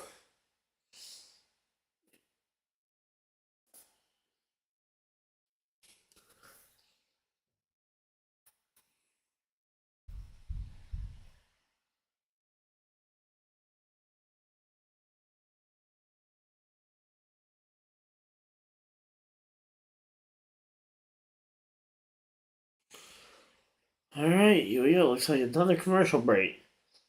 And again, alright, is this one at least gonna be a side by side? Nope, not a side by side. Alright. I'm gonna go use the bathroom and I'm gonna go run a quick commercial break and I'll be right back.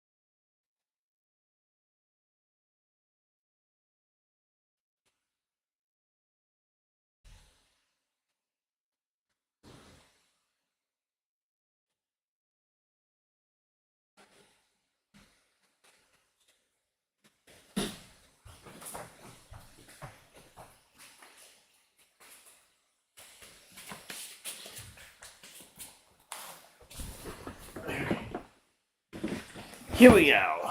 I'm back. Let's see.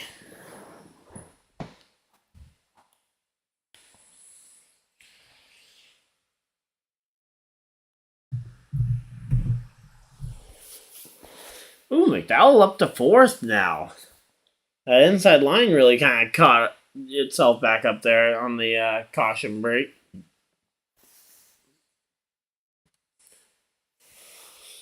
All right.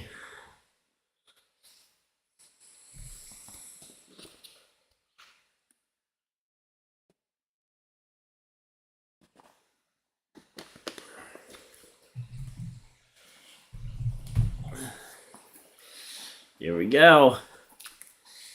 Man, Harvick's looking like he might be close, though, if he can just get in the right spot here at the right time. We got about 38 laps to go in the before the end of this second stage here.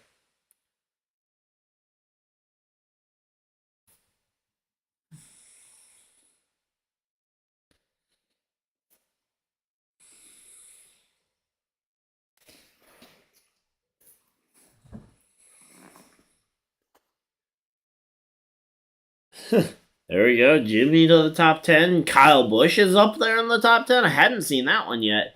Good job for Kyle. I'm excited to see that. Stenhouse not quite looking as dominant as he did last year. But late in that race, Stenhouse looked like a contender to win last year until he got wrecked by Keselowski. So Keselowski looked like a contender until he ended up piled up, probably due to himself because he wrecked like 20 cars multiple times throughout the race. And with only 40 cars, I'm surprised he was even able to wreck 20 cars more than twice. And us still having a race.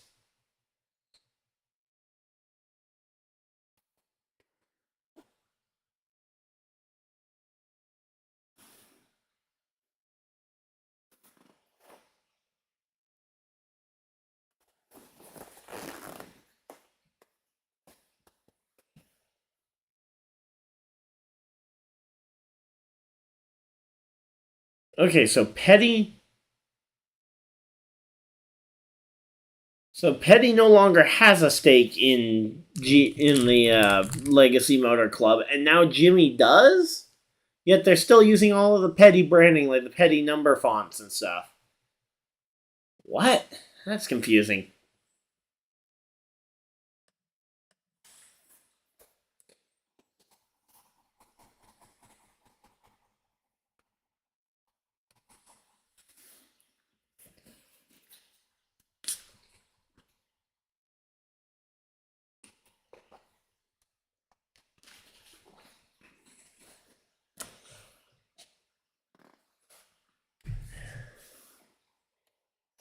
So here we go. Can Jimmy maybe win himself the Daytona 500 in a part-time start? When was the last time we even saw a part-timer win the 500? I mean, it's been a long time, if at all. I mean,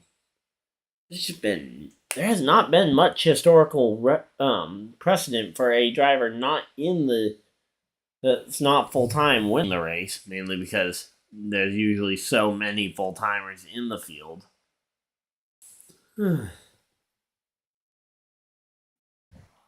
How's it going, everybody? Here we go. Truex up to fourth. Okay. So Truex starting to climb up the ranks there. Let's see how that ends up going. I'm going to try and see if I can turn this volume down a little bit so I'm not maxing it out all the time. Alright, so we got Kyle Busch and Eric Jones as the top two Chevys. Jimmy is that third best Chevy right now. And then you got yourself... We got ourselves a pretty good field here in the Daytona 500.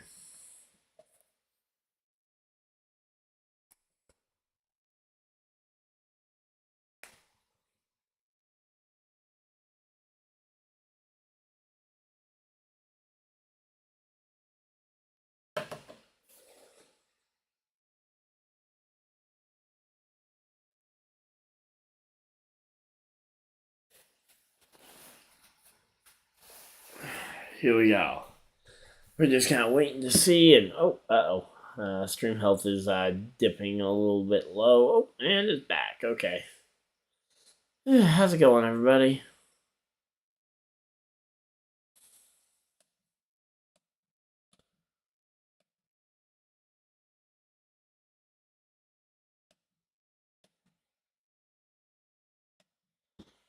So we'll have to obviously take a look at the fantasy points as we get ready to go here. In fact, I'm probably going to take a look here pretty soon at the fantasy lineup. Probably when they go for their pit stops, or when they just complete their round of pit stops, I'll go ahead and look at the fantasy stuff.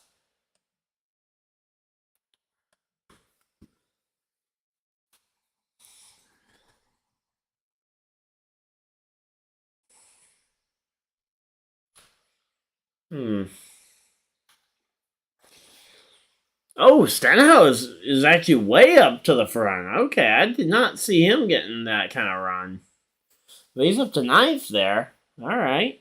Jimmy up to seventh, or up to sixth, actually. McDowell still back up to fourth there. All right. Some good runs from a lot of this inside field. Just kind of waiting to see what's going to end up happening here. Connor Daly going another lap down.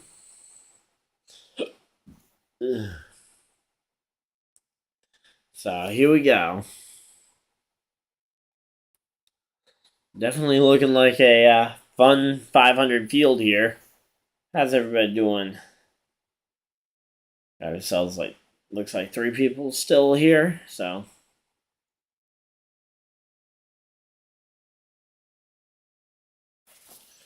Here we go.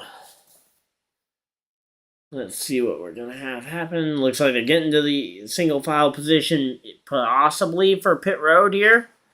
We'll have to take a look here, see how many laps are we into this run. We're 34 laps, so we're right around that fuel window opening.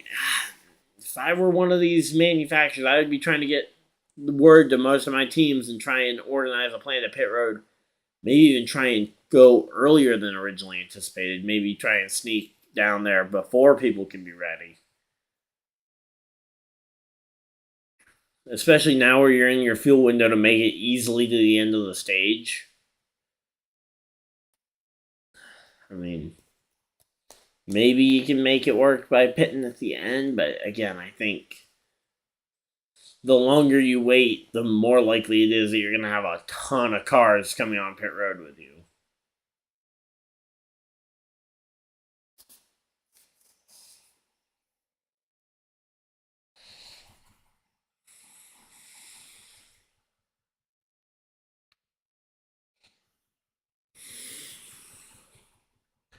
So here we go. Johnson and Jones there, both in the top 5. We got a lot of cars doing well. A lot of different cars getting turns at the front so far. Here we go.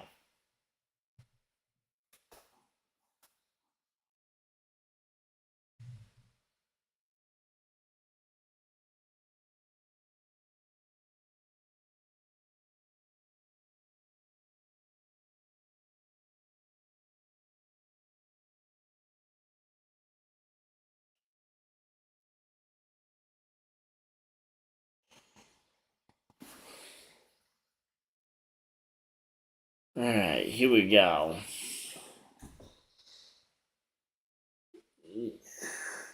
Yeah, so it seems like they got to pit soon. I mean, they're gonna be running low on fuel here in about 3-4 laps. They got 24 lead changes already. That's not too bad. Across 10 cars. Only caution so far was for the stage break. Oh, who's that up top?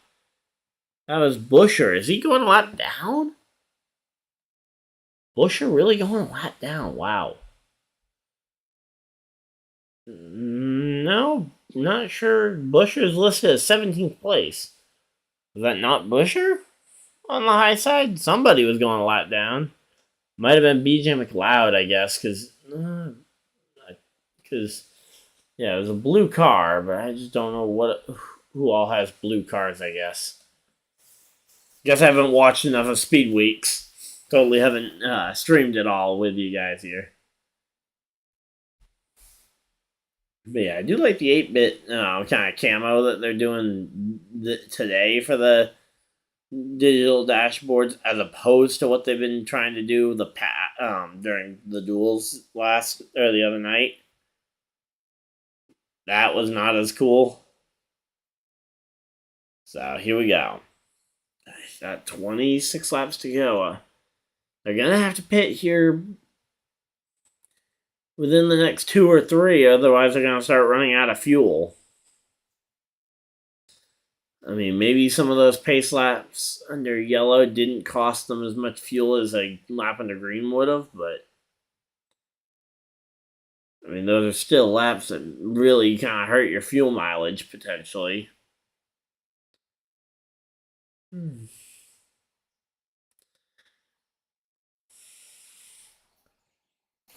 Oh, we're gonna be this next group. Uh-oh. That sounds like a pit stop coming. Via listening to the radio here. Sounds like somebody's gonna be coming to pit right here. But we're gonna have to wait and see who that's gonna be, because right now the only people that have pit have been the cars that are laps down. At least I know Connor Daly just came back down pit road, so it's a wait and see game. But we're gonna have to really see. But here we go. They're long single file line starting to look like potentially a dive to pit road. Let's see what's going to happen. Again, we saw the Toyota's last run get the lead off of the pit stops. I'll have to wait and see. Here we go. Chevys, it looks like. It looks like a Chevy group. Don't know about Toyotas, but here we go. 43, 84, 5. So that's Jones, Larson, Jimmy. Not sure about who else. Chastain's down there.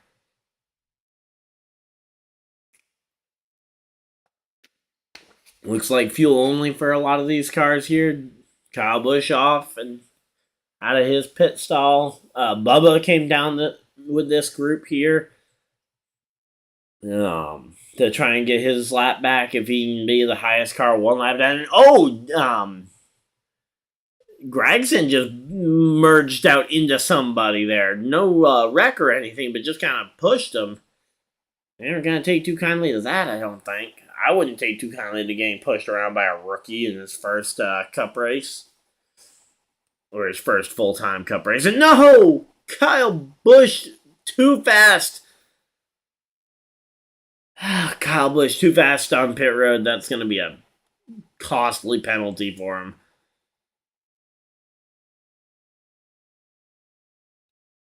So now I guess Kyle... Oh, and McDowell's waving his hand out the window. Maybe signaling a pit road this time by. But yeah, Kyle's got to come down for that green flag pass through. And I say Kyle might be waiting for that to see if there might be a caution. Oh wow, only 4 or 5 cars pulled out. Not the full Ford field. I thought all the Fords would be coming this time, but it seems like there was a bit of a miscommunication, or they just chose not to have all of them pit. But yeah, here we go.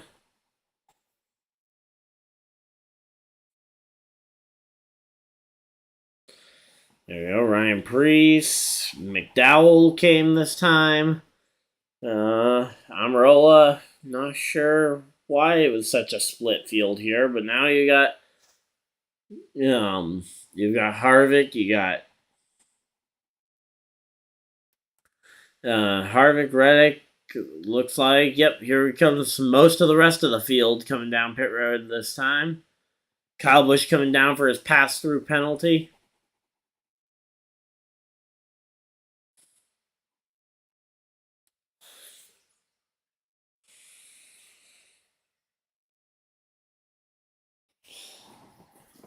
Alright, here we go.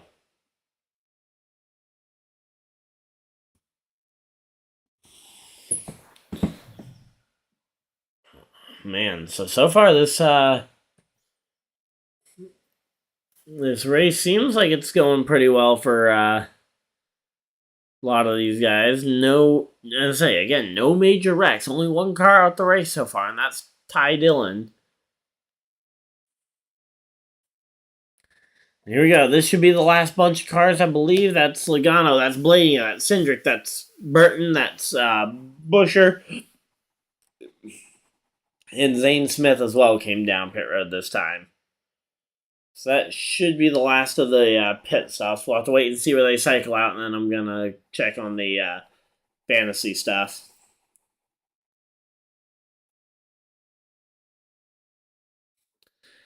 Oh, there are still some cars that haven't pitted, or are those cars that have already? No, that's cars that have already pitted. That's Reddick, that's MTJ. So here we go. Let's go to the outside, guys. You're going to have to go out there because there's a bunch of slower cars coming off pit road that you want to go around. Don't want to get stuck behind them. Yeah, it's a long single file line. Logano the leader right now, but we're going to have to wait and see, though, if they can actually get up to speed and maintain this lead. Please say you're going to a side-by-side commercial. Nope. And they don't go to a side-by-side commercial. All right.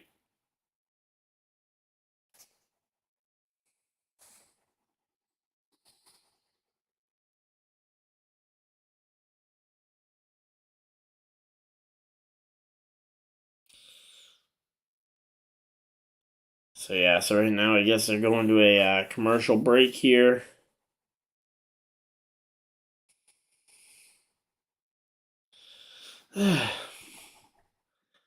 Shouldn't have quite as many of these.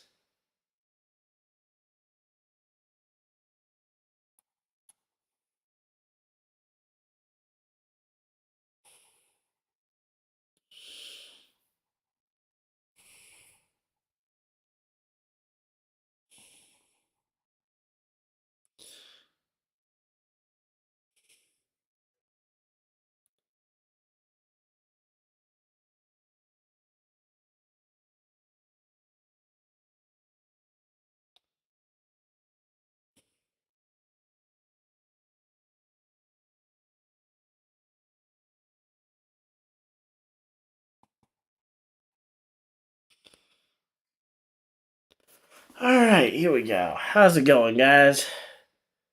Alright, stream health's taking a little bit of hit. Not sure what's going on. I guess the internet's just not as solid as it could be.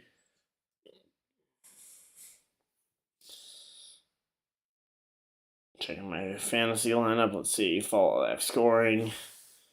Oof, I am not doing well. That's because I got Ryan Blaney second right now in my garage. Bubba's not been doing that well, and he's stuck a lap down. Gonna make that pivot.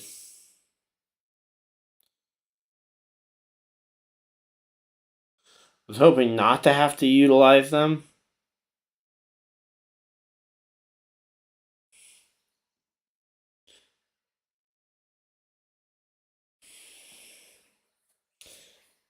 Yeah, I'm just kind of going through the fantasy league. Don't wish I had a way of easily putting them up on screen for you guys to kind of show the fantasy results here. But yeah.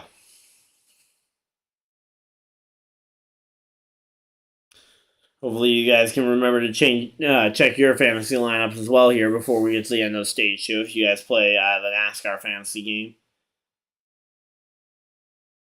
Oh, and they're coming back from a commercial break, so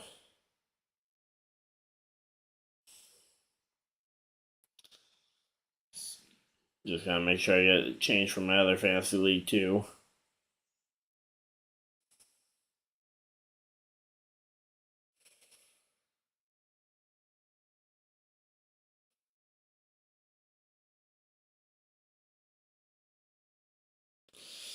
Okay, yep, that lineup's still looking good. So, all right. Oh, and there goes the plug. Which luckily, I don't need the plug. So, there we go. 14 laps left in the stage.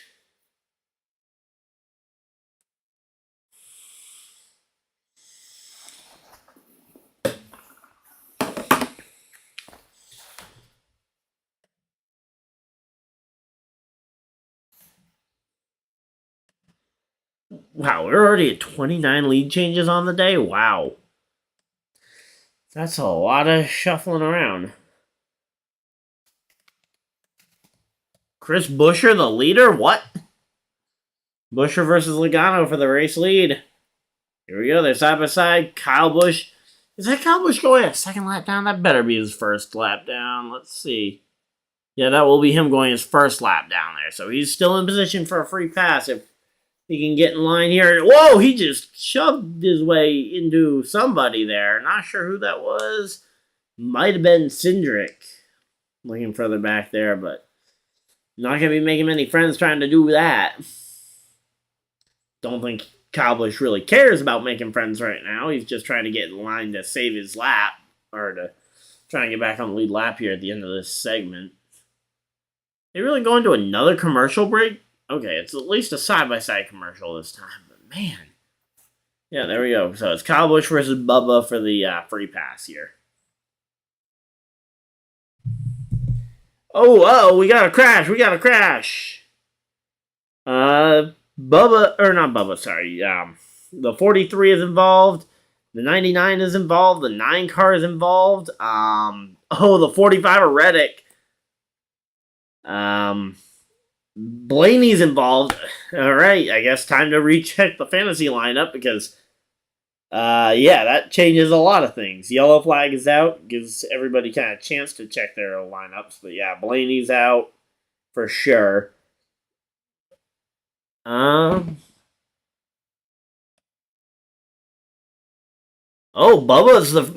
might be the free pass here. Nice job for Bubba there, but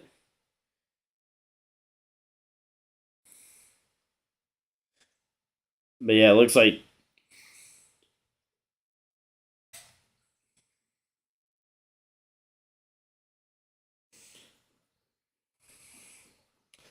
But yeah, there's a lot of damage to a lot of cars. We're going to have to wait and see until it kind of cycles out. But Blaney is the only one I would say for sure is out of this race. But yeah, man, wow. That was a big wreck. And that takes out a lot of contenders. Reddick was another one with big damage. He probably will be out of the race.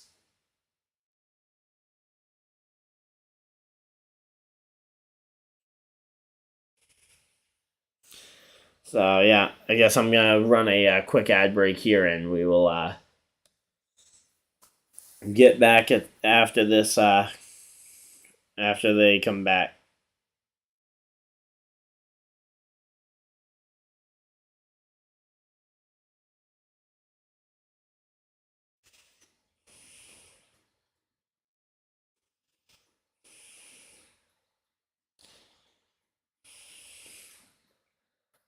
Alright, so here we go. We should be back from commercial break at this point, but let's see.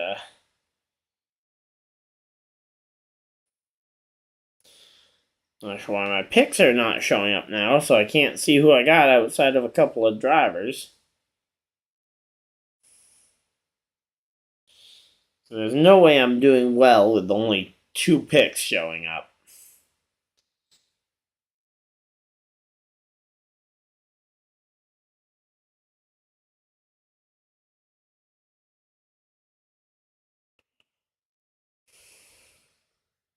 Oh, there we go. It's showing the rest of them.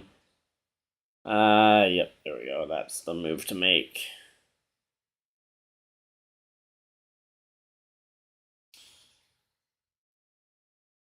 And again, gotta go back and check my personal fantasy league.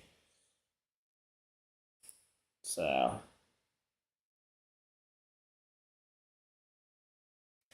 Yep. Man, this wreck is gonna change up a lot of stuff.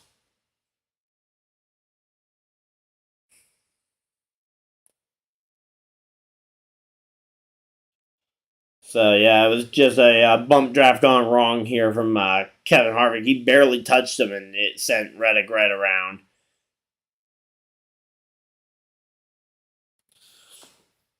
I don't really put the blame too much on Harvick as like intentional, but yeah, the wreck was definitely his fault.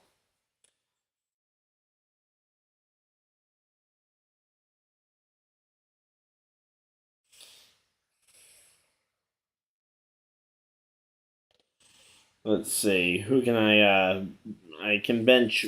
Probably Blaney would probably be a good one to bench since he's wrecked. Probably has the highest upside of any of my guys, too. Oh, did McDowell get a piece of that? Because he's further back than I remember him being. He's 24th. Or did he just end up there after all the pit stops and everything cycled out? Yeah, that wreck definitely could have been worse. It could have taken out the entire field there.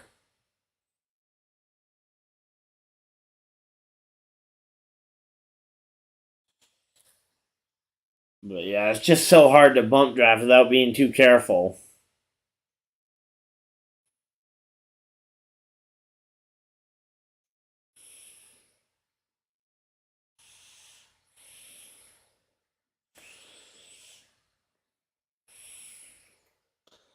Alright, so yeah, I mean, right now we're at the commercial break here, waiting for caution for the to get back from caution flag pit stops, because that's what we're really waiting on is caution flag pit stops to be coming here. But I guess I can use this time to go plug this back in, just to make sure I don't have a battery at some point. Here we go. Let's see what we can do here.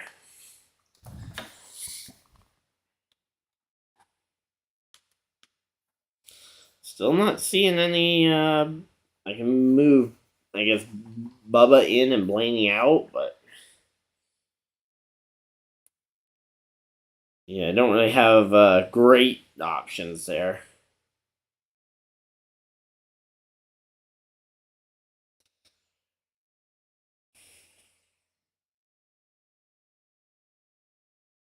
So yeah, just working on updating fantasy stuff. Hopefully, you guys, with this caution flag, nobody should really have an excuse to be behind on their fantasy stuff if they're watching the race, because yeah, this caution gives plenty of time to adjust everything.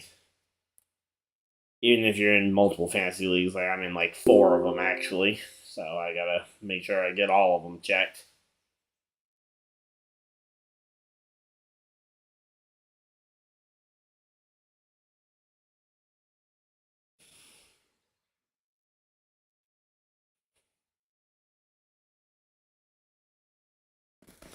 But yeah, man, fun times, fun race so far. Not sure what more to say right now while we're waiting here. Uh,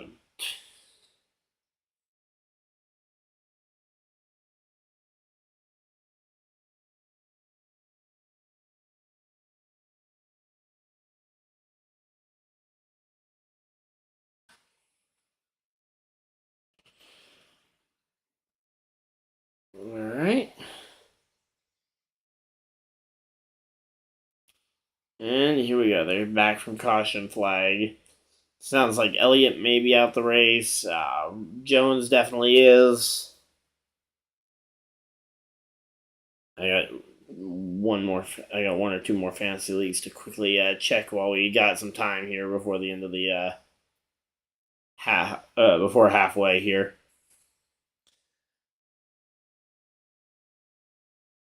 But yeah, this is gonna slow the pace of the race down a little bit, even though it's actually a pretty fast pace to this 500. It's felt like at least. Oh wow, that's a really good fantasy lineup that I got there in that league. Unfortunately, that's not the one I care more about.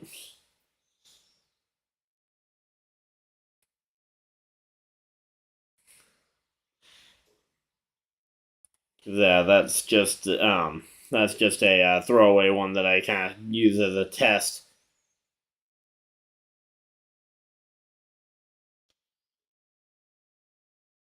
All right, here we go. Harvick and Amarola are coming to pit road this time around. Not sure who else is pitting here for tires, because your option is here to try and pit for tires or try and get some track position later in the race. But yeah, which would allow me to sign in with my saved password for my one last fantasy league I need to check in. one. I don't remember my password for that one.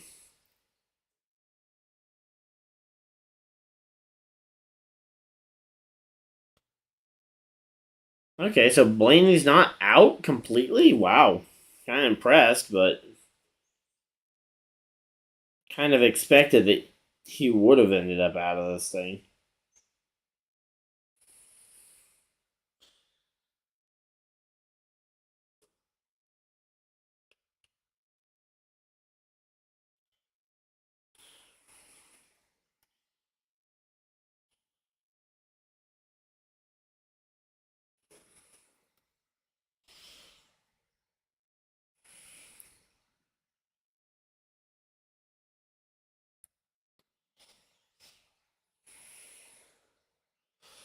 Let's see.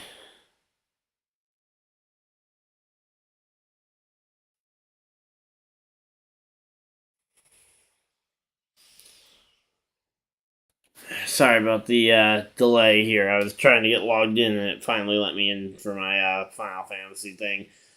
But yeah, make sure you guys check your fantasy lineups one last time before we get going here for the end of the halfway here. It's going to be a exciting one here, it looks like, because now we got the first big one out the way.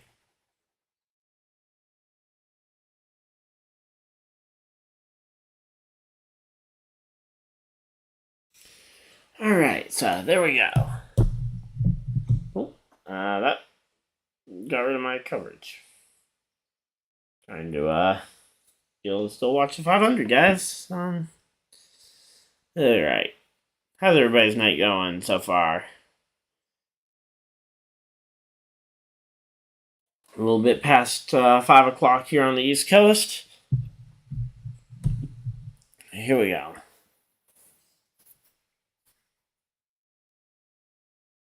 All right, so we're all set and ready to go for the second half of this race.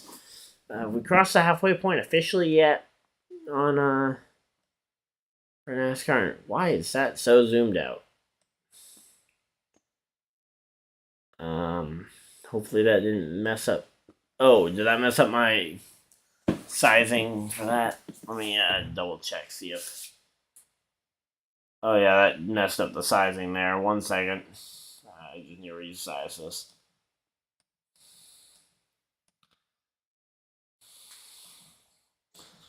There we go. That's resized back. I just wasn't. I didn't realize it saves it across both Google tabs I've got open. So I was trying to zoom in there. But yeah. So we got ourselves a race here.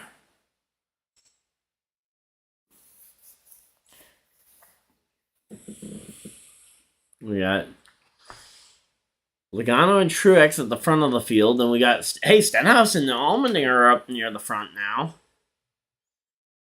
But now who else is? So Kyle's now 1 lap down with Zane Smith, and looks like Blaney are the 3 cars exactly 1 lap down. Oh, and Pastrana is also 1 lap down. So those 4 will be fighting for the free pass here in a blitz as we go back green here for the final 6 laps here in this stage. It's going to be a fight for the free pass. Here we go. Let's go racing, boys. And yeah, 6 laps before points are paid out. These guys are gonna fight for these points. Let's go. And they're talking to Tyler Reddick about his wreck because he's out of the race. He's out of the car. We're going to have to wait and see, but yeah. So here we go. Logano and Truex. That outside lane looking like they're a little bit lagging behind here. Hopefully they can get this run going, but it's going to be a short run here to the end of this stage because it's only going to be about 6 laps here, so it's going to be a question mark of, first off, do we get another yellow flag that might end this stage even earlier, or do we end up going all the way to the checkered flag here in this second stage? We got 5 laps to go here.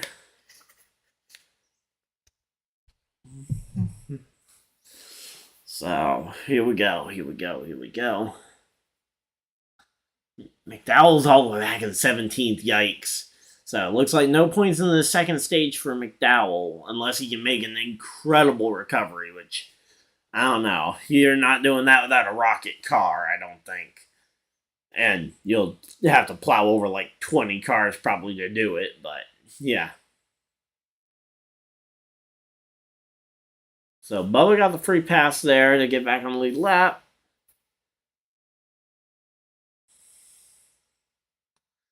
Let's see what's going to end up happening here. Where is this pass for the stage win going to come from? There's a lot of bunching up on the top line. I think there's going to be a big push coming to Chastain. Is Logano going to see that and block it? There's a big run. Nope. Chastain is to the outside here on Logano. Now he can try and side draft a little bit. Now he's got another push coming from Bowman, and Chastain is going to be clear. He can now start to block both lanes, try and get the spot. Now Bowman's going to be looking for Stenhouse to give him a push to maybe make a challenge here on Chastain. Here we go. Chastain went to the bottom. Now it's, again, a question of can he time the block here on Bowman, because right now there's not a lot of power from Bowman coming because he's got no cars bunched up behind him. Now here we go as Stenhouse gets bunched up with Cindric behind him. There's going to be momentum and energy here going into turn one. There goes Chastain.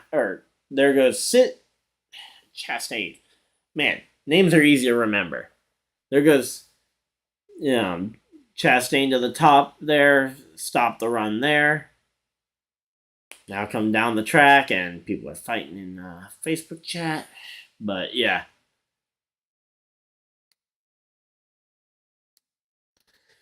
Right now, I mean, Chastain, he is going to try and control both lanes, but if Bowman can just get to that outside, I feel like Bowman has something that could do it.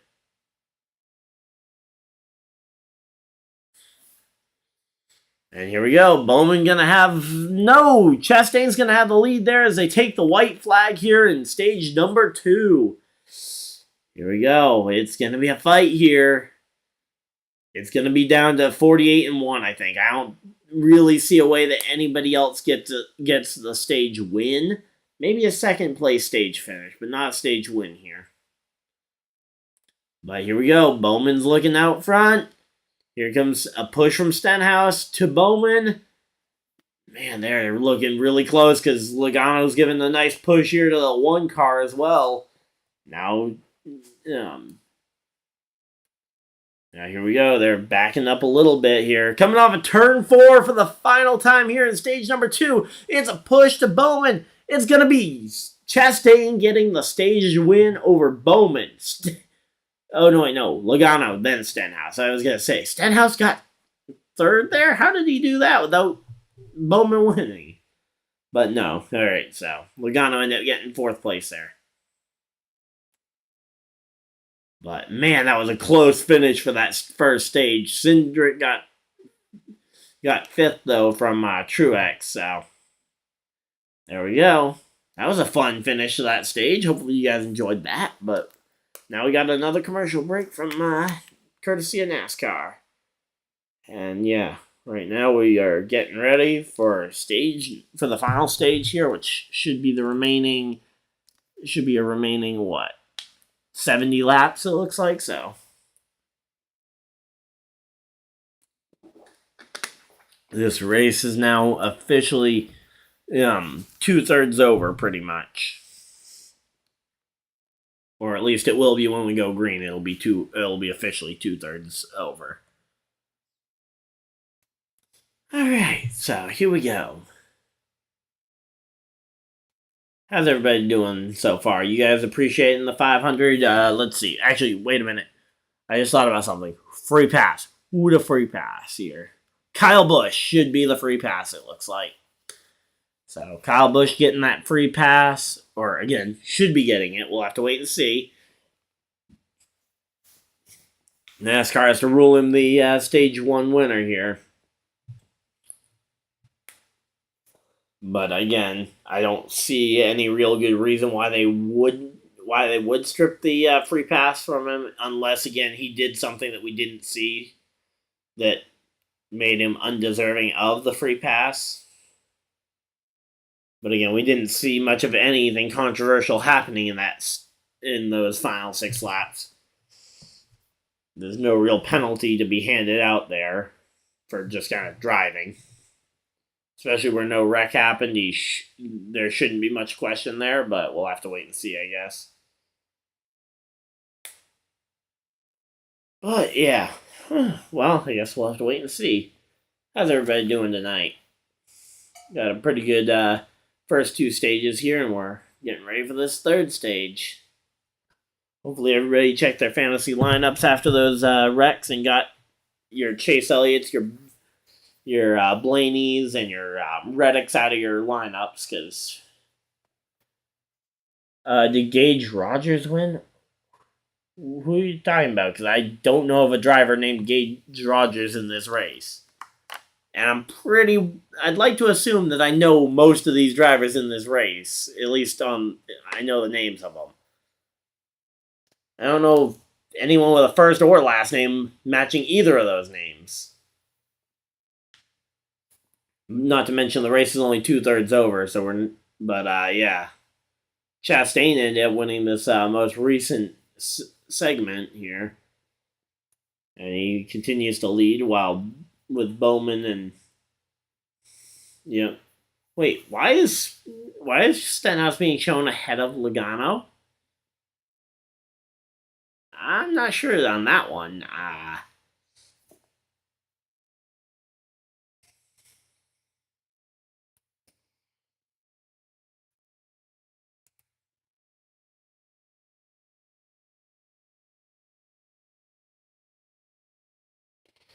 Here we go. So they're doing their ones to watch. For me, I would say your ones to watch are going to be Bowman. You had your pole sit. He's won the pole and got in the front row so many times. I feel like he wants to get this.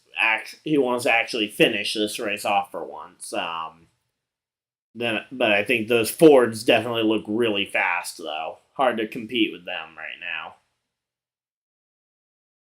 Who are you? Who are some of your guys' ones to watch in the race?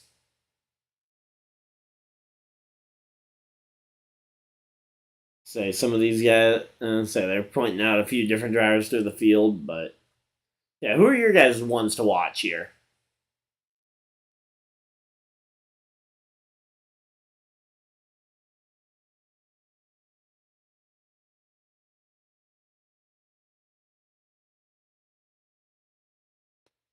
So here we go. So they just went through their ones to watch, and we're gonna be getting ready for pit stops here. So they're gonna be coming down pit road to get some gas and tires, maybe fix up the cars a little bit, and get them ready for this final run to the checkers.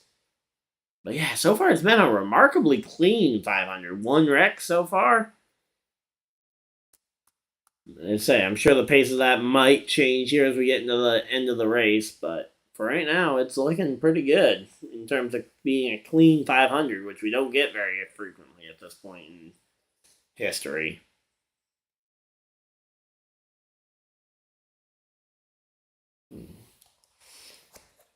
So here we go. We're all pitting, and we're waiting to see who the leader off pit road's gonna be. It's gonna be Stenhouse, maybe? Not sure. Couldn't tell who that was, but it's not Bowman. It's not any of the 4 they were showing. It was Amarola over Busher and Byron. Okay, so Busher was the blue car there. So, all right, few guys who I guess took tires under that pit stop there. The pit stop just before the stage break. We had now that's going to jumble up the field result, the running order here for a little bit. But yeah, I'm guessing a lot of your front runners here are going to be the guys who pit the last time around. And back to another commercial break for NASCAR. So Yes, that means we turn the camera over to, or we turn the attention over to the YouTube chat. How's everybody doing?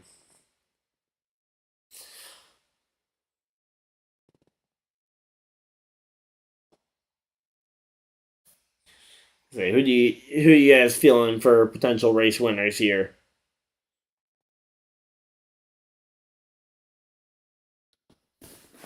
Also, do you guys think we're gonna see more wrecks here in the second half? I mean, I think it's undoubtable that we're gonna have at least one or two more, but so far we've had an incredibly clean and incredibly well raced 500 miles here, or 274, however many miles they've officially run. But yeah, let's see. McDowell up in the top 10. That's another one. That's another former Daytona 500 winner to keep an eye on. Okay, there we go. Now we're starting to shuffle it around. Bubba Wallace to the race lead. Because he's the only one who did not pit under this yellow, I guess.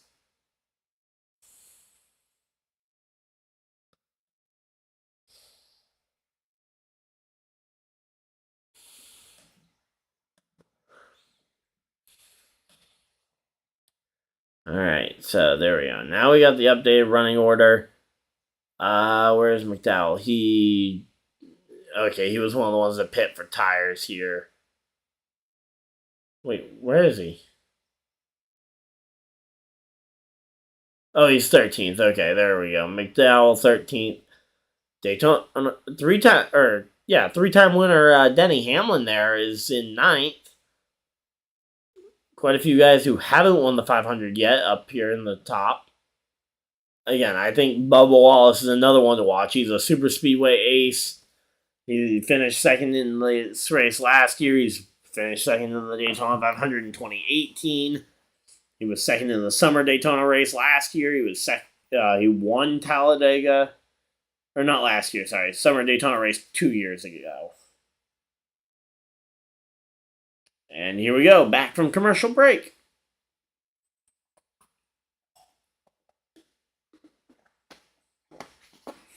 All right, so here we go.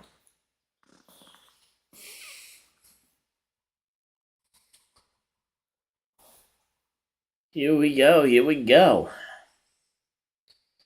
How's it going, everybody? We got quite a few people in the chat right now. But yeah, here we go. McMurray, they're kind of talking right now with McMurray and the kind of Hollywood hotel type setup. Kind of getting ready for this race. Again, I think it's going to be an interesting way to see how the remainder of this 500 miles goes.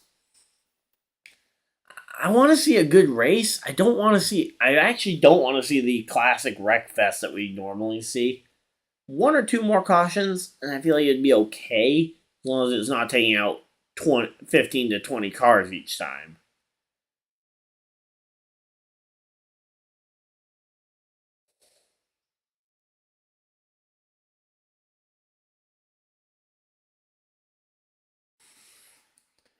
Alright, so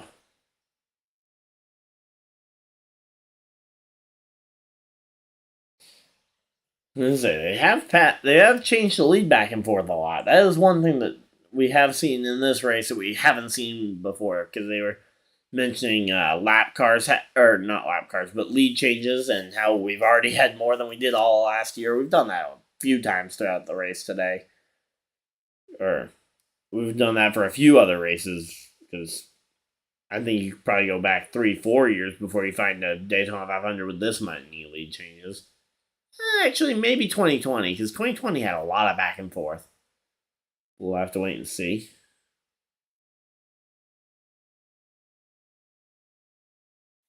We'll have to wait and see here what all happens here.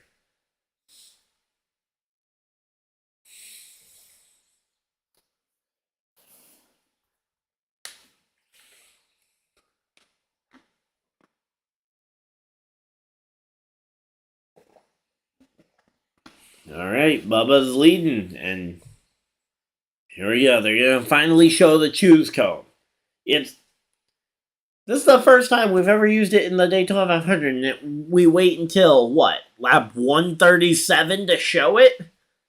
I mean, we've only had like 3 uses of the choose, or we've only had, yeah, this is our 3rd use of the choose cone today. But why did it take this long for them to show the choose cone happening?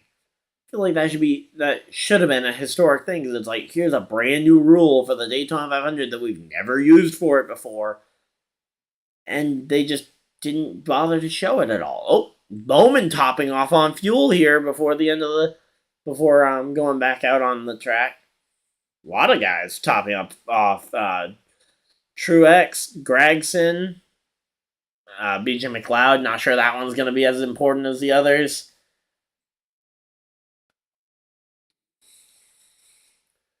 Oh, Chastain too fast entering pit road. Uh-oh, that's not going to be good. That's not good for Chastain there.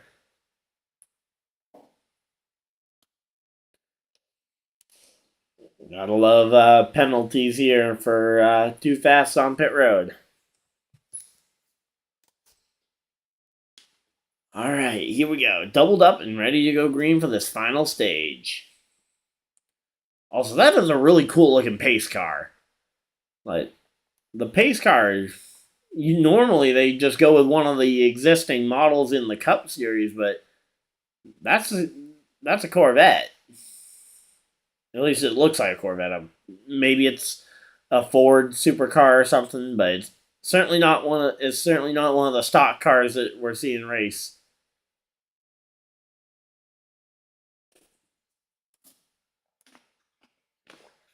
Here we go. We have the restart zone up on screen for the broadcast, and here we go. They are getting ready to go green, green, green, wherever. And wow, that is a big restart zone now. I didn't realize just how big they made that restart zone.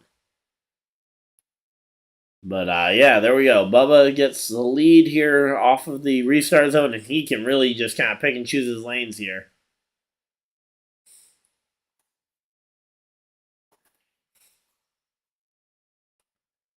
So here we go. Oh, Bubba making that big move up there to the top to make the block on the lane that has some momentum. He's got to get back down the track, though. And nope, there we go. Almirola's got the momentum on the bottom. Thanks to Usher there. Almirola got the lead, and now Almirola can maybe even start blocking, because why is nobody wanting to push Bubba? I mean, everybody's just bailing behind Bubba.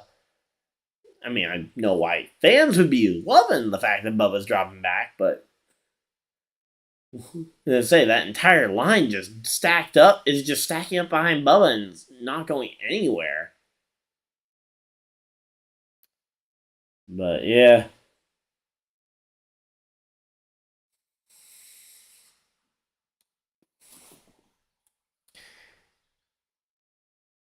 Here we go. Let's see what's going to happen here.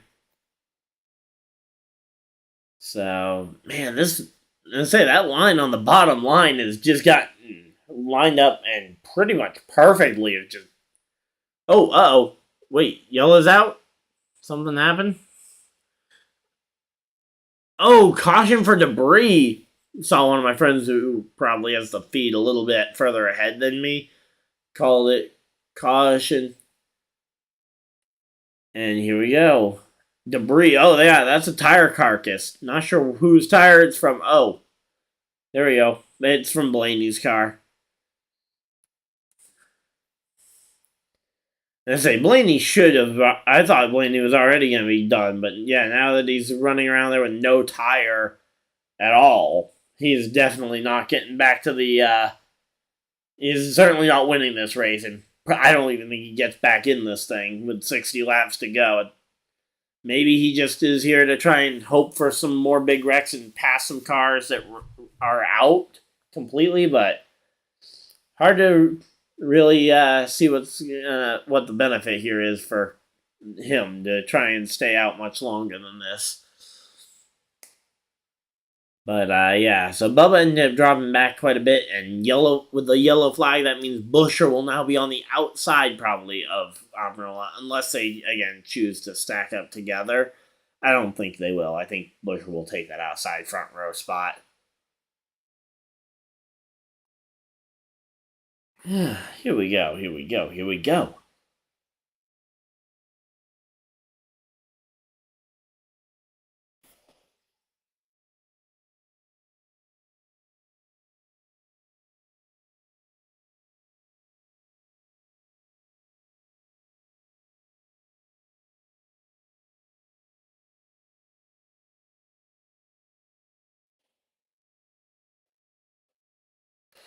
All right. So yeah, right now they're just kind of the same stupid kind of commercials here. I mean, they're not too bad, but it's just the same type of commercials we've seen all race long.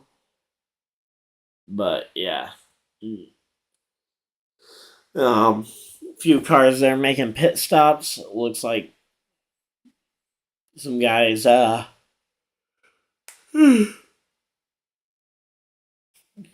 few guys further back in the pits, maybe trying to get some pit stops in there, trying to pack that thing full of fuel, try and run as far as they can. Because, yeah, they are going to be trying to run as far into this window as they can. Maybe even, again, if they get a caution at just the right time, they might be able to top it off and make it. Let's see.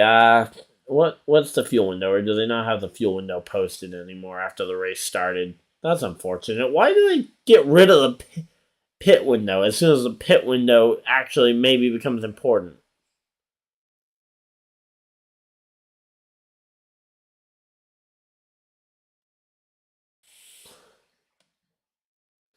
But yeah, so the pit window is somewhere around 42 to 45 laps. So here we go. Let's see. Priest up into the top 10. That's nice to see him back up there. And we're back from commercial break. There we go.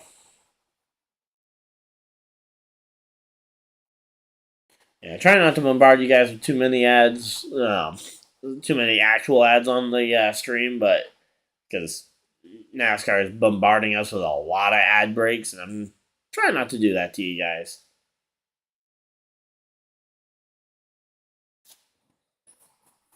All right, so we got it. So yeah. Oh no! Why are we getting Danica Patrick for Atlanta or for Vegas and Phoenix? Really?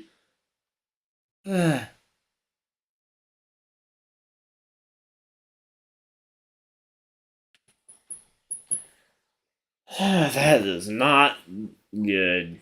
Not looking forward to Danica being on the Cup broadcast. Last year, I think should have shown that she was not a good option for the broadcast, but I don't know. I mean, I think she'd actually do well as it. I like her input when they're talking about the Indy 500, but her input when it comes to Daytona or even to any of the NASCAR races, especially Phoenix and Vegas, where she didn't have that much good going on.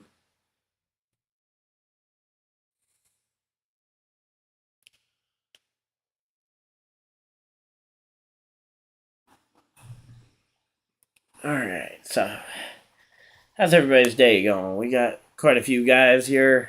Hopefully, everybody's enjoying the broadcast so far.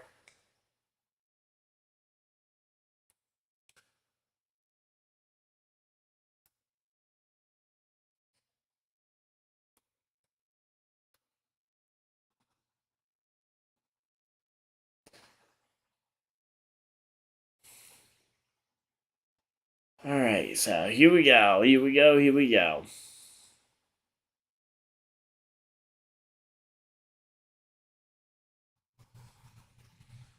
So yeah, they were just showing us the in-car camera and how small they are.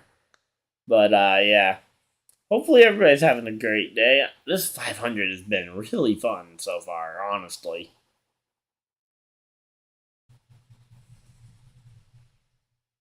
Gonna have to wait and see how the rest of this 500-mile race goes, but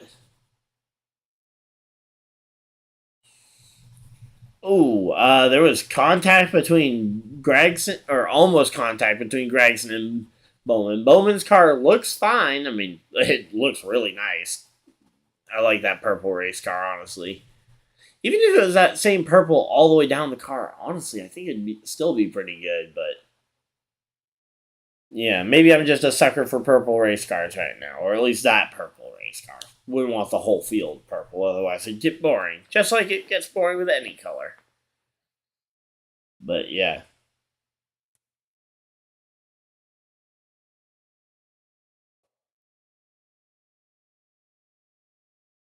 So yeah, they're talking about already possibly making it on fuel to the end of this stage, or to the end of the race. I mean, that would be a lot of saving that they'd have to do. They'd have to get a lot of yellow laps, and they'd have to get them pretty well placed, because if you get a caution within your fuel window, everybody's going to come down to get their fuel, and then you're going to be basically wasting your time trying to save.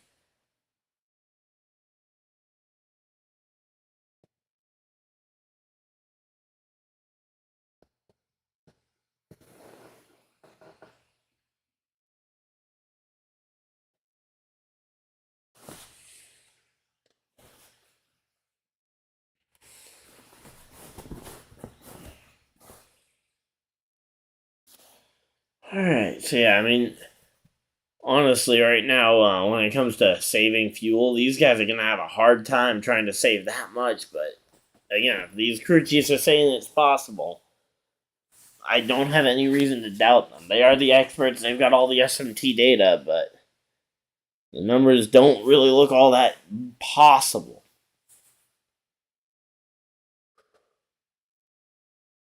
Here we go. Getting ready to go green here as they go. Alright, pace car is off, and they're in the restart zone. Green, green, green. And here we go. Bubba.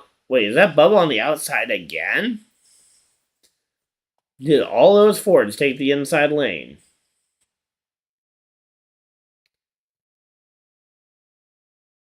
Alright, so here we go. And wow, that was a dominant restart for that inside lane. I mean, I guess maybe those Fords came up with the plan under the caution to just launch on this start, because right now they are flying. Busher and Amarola are both clear right now by a decent margin over the top lane if the top lane were to get a run. But right now Harvick on the inside is the run, and now Harvick is clear to the outside. All three could move up, and whoa! Cindric almost lost it there off of turn 4, off the front nose of Ryan Preece. And Bubba's now in the sucker hole, so he's going to be sliding all the way to the back probably here, as everybody goes around him to the top and to the bottom. I don't think anybody's going to be willing to try and... Oh, some guys did end up letting him cut in line. Not sure how they managed to pull that one off. But, yeah, right now, here we go. You're starting to see a little bit of momentum up top. All those front cars that have broken away from the side-by-side battle looking like they might be ready to pounce up at any moment.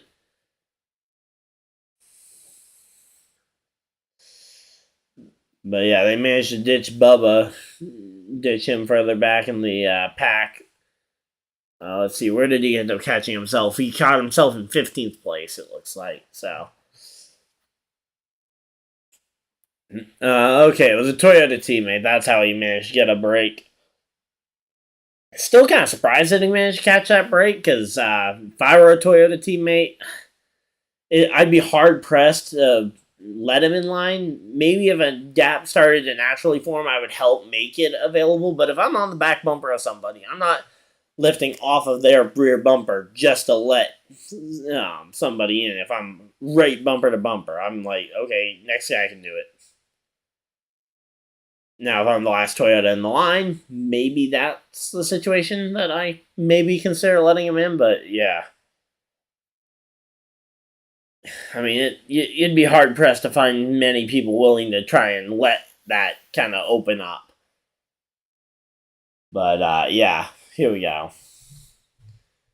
Got Busher, Amarola out front. Keselowski on the outside lane, and he is starting to close in on getting past Harvick here. Oh, Buescher to the top lane, and he goes by he goes at least to the outside of Amarola. We don't really have a great view of this battle for the lead. Not sure why Fox isn't giving. Not sure why Fox is not giving us a good visual of the battle for the win. There we go. That's a good battle. That's a good view of the battle for the lead. Not really the battle for the win, but, eventually the laps will wind down and this will become the battle for the win. Again, unless the pit stops end up shaking something up. Corey LaJoie up into that top 10. McDowell to the top 10. So here we go. Another push now to the inside lane. It's going to end up pushing Amarola up here. Amarola might nose out ahead of Buescher. We'll have to wait and see at the line who ends up getting the spot. But, yeah, it's looking like a really good run here. Amarola to the top. So 40. How many lead changes can we get to? Do we get to 50? I think we easily get to 50. Watch us get 75 lead changes for the 75th anniversary season of NASCAR. That'd be interesting, but I don't know. That would be a tough ask to get 35 more lead changes. It's possible, but especially where lead changes are only recorded at the line, that would mean changing the lead almost every other lap. Actually, more frequently than every other lap. Now, again, it's possible, but if now where Buescher and Keselowski, those two RFK Fords, have gotten to the front, those RFK Fords, they're looking fast, and honestly, anybody who put their money on RFK is looking pretty smart, but again, it's still a long way to go. But yeah, this is going to start winding down these laps if we're not going to see a lot of lead changes here. But yeah, I think we get to at least 50 lead changes. Not sure. I'm curious to know what the record for lead changes is.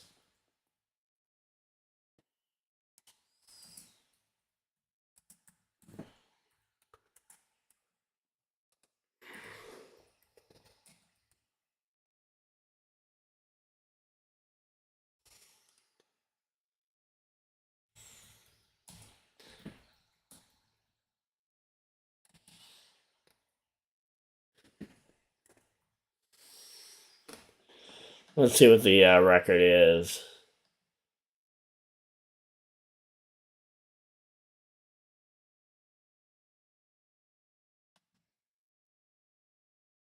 So 67 is the most of any race, and that was a Talladega race.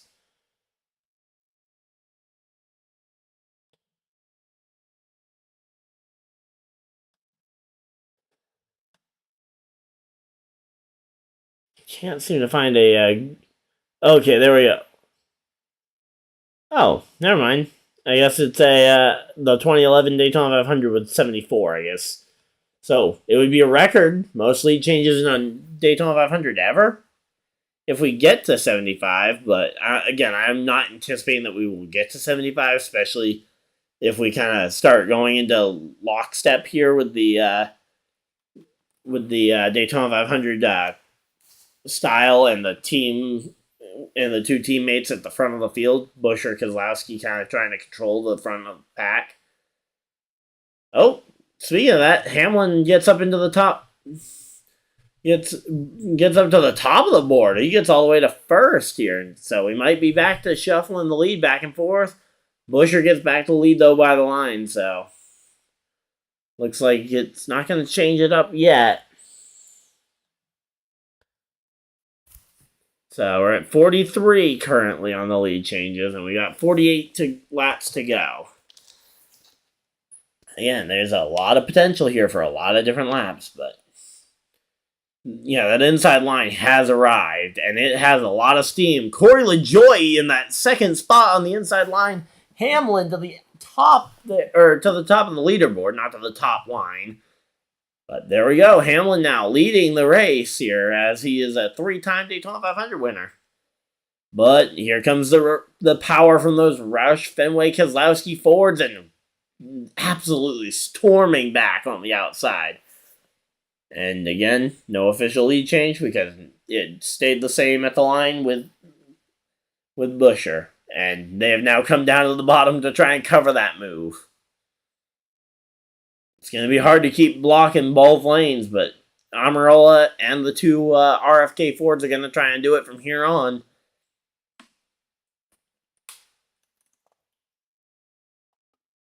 Oh, Amarola gets to the outside and actually takes that momentum around the outside. He might take the lead and he can probably clear himself down in front of Buescher here off of turn 4. Amarola is going to be your new race leader. There we go. Another new race leader. So, yeah, here we go.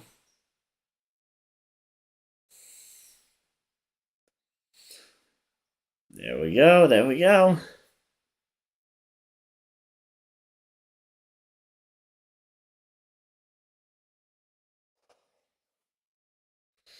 Let's see. Buescher and Keselowski back on top of the leaderboard.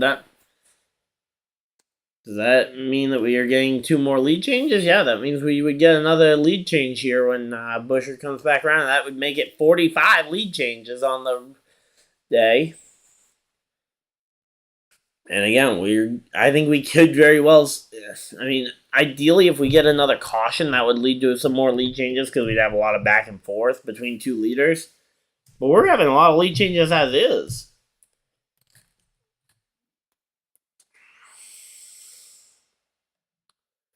So, yeah, I mean, I know lead changes isn't necessarily the most exciting thing in the world, but it is kind of, well, I guess it is technically the most exciting thing in the world because the lead swapping hands, but just kind of the back and forth of the 2 lines just kind of passing each other isn't overly exciting. But it is curious to see if we can catch history here. So here we go. Man, these guys are these 2 Fords, the RFK Fords are really showing a lot of speed here.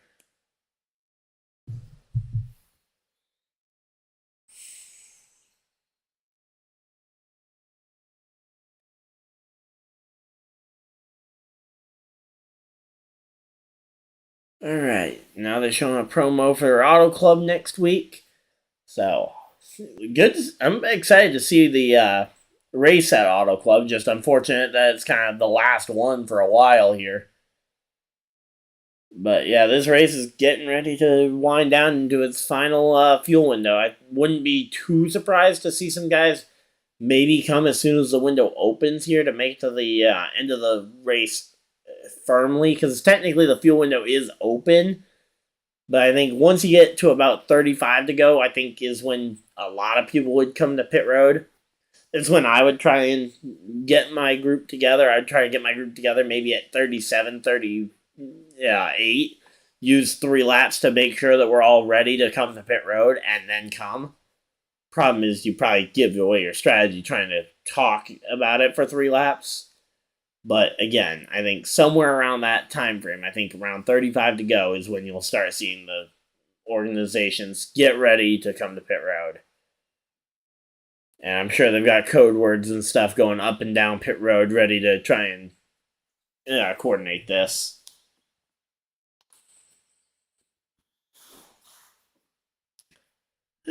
Interesting race, though, for sure. So, yeah, 45 lead changes thus far in the 500. But, yeah, right now the duo of Keselowski and Buescher is keeping everybody at bay. And now it looks like everybody's kind of getting single file trying to just run a pace. Oh, no, here we go. Suarez to the inside here. So, Daniel Suarez to the inside line.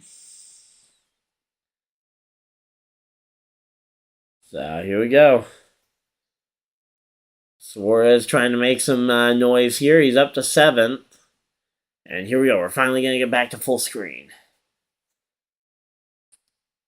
I don't mind those side-by-side ads. I just wish, again, they would save all of them for the end of the race. Because I've seen, there were some really early in the race or even under yellow. It's like, why do you do a side-by-side under yellow when we need them later under green? But here we go. 41 laps left in the Daytona 500. This is, again, a really early finish to a race that normally goes late into the night.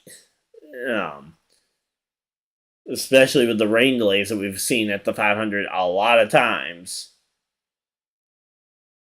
But yeah, right now, again, they're very, let's say, the top line is looking very uniform, but that inside line is growing. You got Suarez. I see LaJoy back there. I'm not sure of any of the other cars there because they're not really in focus and they just go by quick. Oh, Denny Hamlin just hung out Daniel Suarez there on that line. Then you got Justin Haley as well on that line on the inside. Just not sure why you'd be hanging people out to drive in like 7th. Because you're going to cost yourself speed trying to do that. Alright. So here we go. It's definitely winding down, but you can't help but feel like there's still something missing from this race. I don't know what it's going to be, but it feels like there's going to be something between now and the end of this race. It's not just going to be the Buescher-Keselowski 2-car tandem to the end of this race, right? It can't possibly be all that. And again, I think there's plenty of momentum here in the rest of this field to potentially overtake these two. I just don't think they want to right now. I think they're happy to ride in 2nd, 3rd, 4th here and just kind of wait for pit stops. But yeah, not sure really what. I say he was loose, but I'm not sure why Denny kind of wanted to chase him away.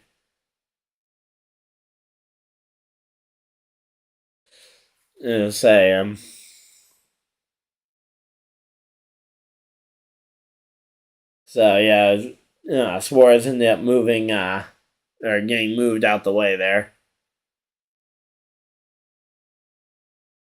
And what happened to? I guess Denny Hamlin moved out of the inside lane there. He must have found a hole in the top line because he stayed about the same spot on the racetrack, but he's now not the leader of the inside lane, and that's now Corey LaJoy leading the inside line. Does LaJoy have the speed to just go up here and take the lead on his own? Well, not on his own. He's got a line of cars helping him. Yeah, but here we go. Man, I'm starting to cramp a little bit here, but it's going to be hard to break up those two RFK Fords, though. I think a pit stop is the big thing that could stop them. Again, we're about 2 laps away from when I said I think I would be looking at pitting. But again, that's me. That's not knowing any of these teams' data, knowing the optimal pit lap is or whatnot.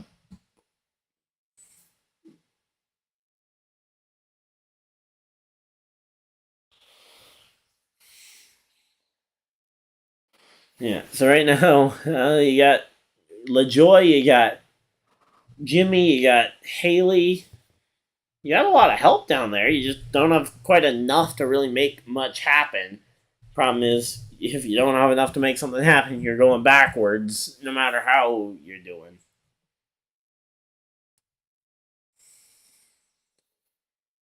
Again, though, I would be looking at trying to pit here. Maybe that's what this inside lane is kind of doing. Because here we go. 2 car. Oh wait, no, those are 2 lap cars. I thought those were 2 cars poking to the bottom, to the extreme bottom there, but no, that was just 2 lap cars. So again, they're kind of falling into lockstep here for a little bit. And they're going to be getting ready to launch here. We're just kind of waiting. It's building. And it's another side-by-side commercial. I like this, that we're getting side-by-side commercials somewhat late in the race. So, yeah. I'm gonna throw a quick commercial break myself, just get a little bit of ad revenue out of the stream.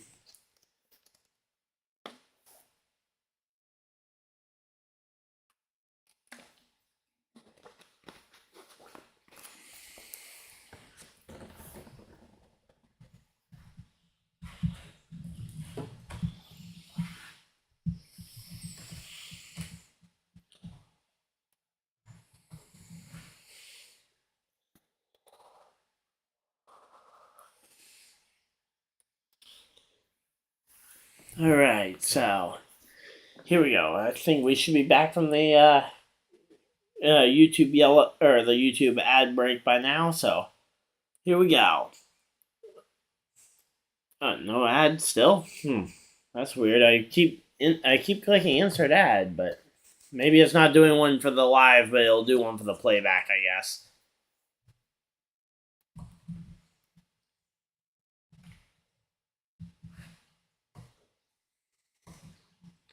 Because, yeah, it's telling me ad inserted, so I'm guessing maybe it means on the playback if you guys aren't seeing an ad on your end.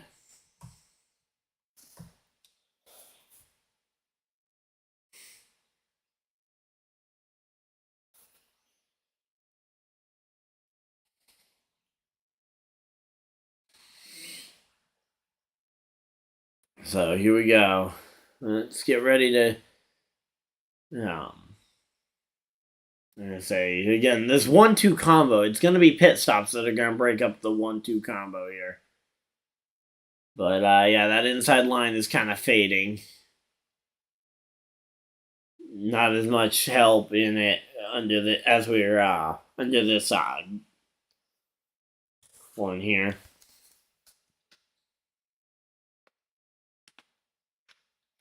But yeah.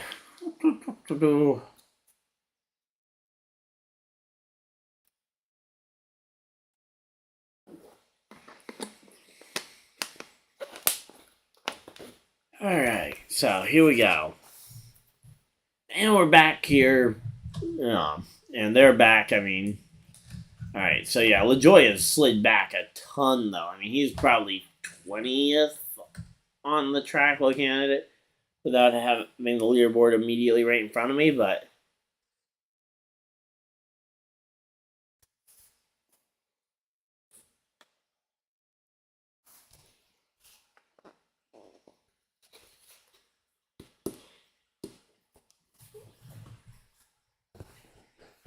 Alright, let's see.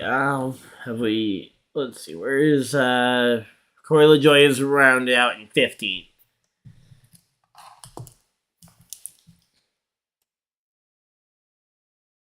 So, man, they are leading. Oh, whoa, that was a big moment there for Busher. People aren't probably going to notice that, but yeah. Yeah, Keselowski just got his teammate really loose there, and now there's a bit of a gap between them. Keselowski knew to back off, which is a good thing there. But yeah, we're just kind of waiting here. It's brewing. We got about 37 laps, so they're only about 5 laps away from running out of gas here. So they're gonna have to pit soon, otherwise they're gonna run out of otherwise they're gonna run out of the out of fuel here before they get to it.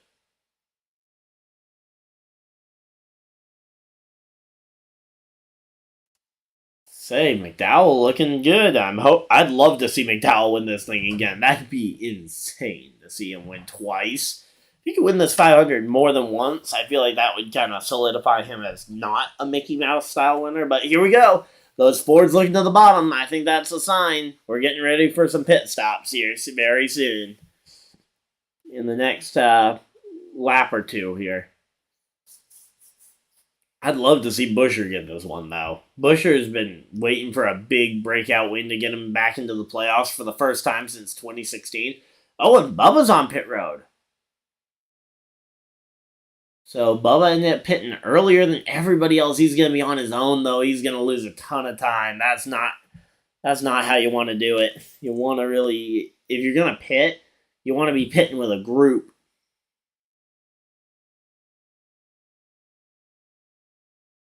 Yeah, everybody's getting ready to pit here.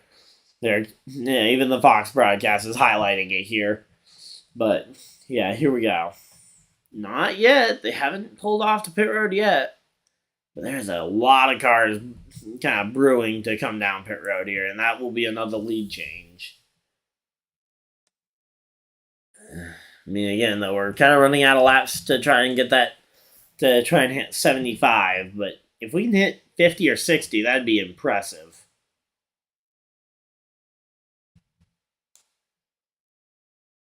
But yeah, here we go. Let's see. Gonna be coming down pit road this time. They they should all come down pit road here soon, right?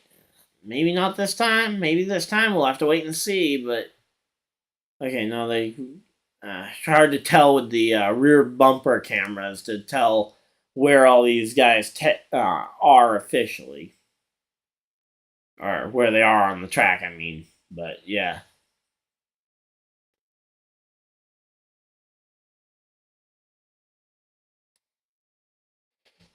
So I think it looks like the Penske Fords might not be might not be planning on pitting right now, because they're still on the outside, or at least Burton is on the outside and whatnot.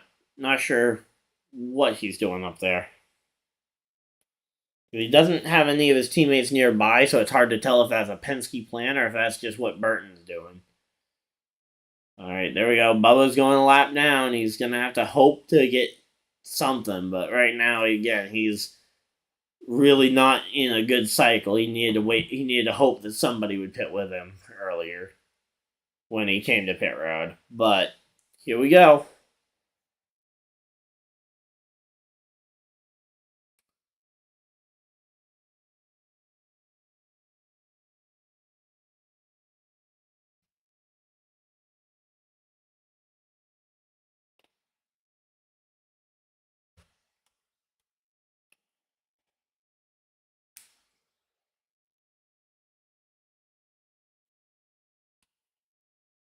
All right, so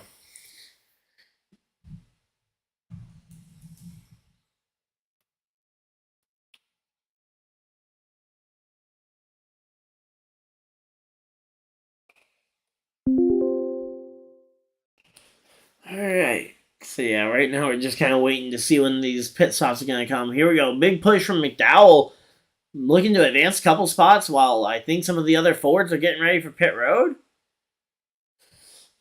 Weird that McDowell wouldn't be in that group though, because you'd think with all the Fords coming, you'd think McDowell would be in that lead group of Fords because he's a Ford. He's at the front of the field. He's been there most of the day, but no, McDowell stays out. And yeah, you got the two RFK Fords. You got Amarola. You got Cindric. You got Priest, and you got a few more stragglers at the back half of the field. I think I saw LaJoy, Zane Smith maybe. But yeah, really the rest of them are just kind of stragglers joining onto the RFK strategy here. And I think next lap you'll see even more pit stops coming down pit road. Again, I mean, they're really teetering on the edge of running out of fuel here with the amount of with the amount of laps since they last came to pit road.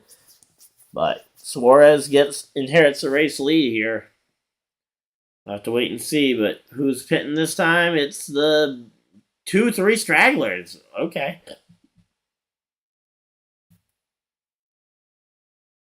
Oh, man. But, yeah. A couple of stragglers here. Hamlin, Truex. They're not bad cars, but just pitting with only 3 of you, you're not going to get a ton out of it.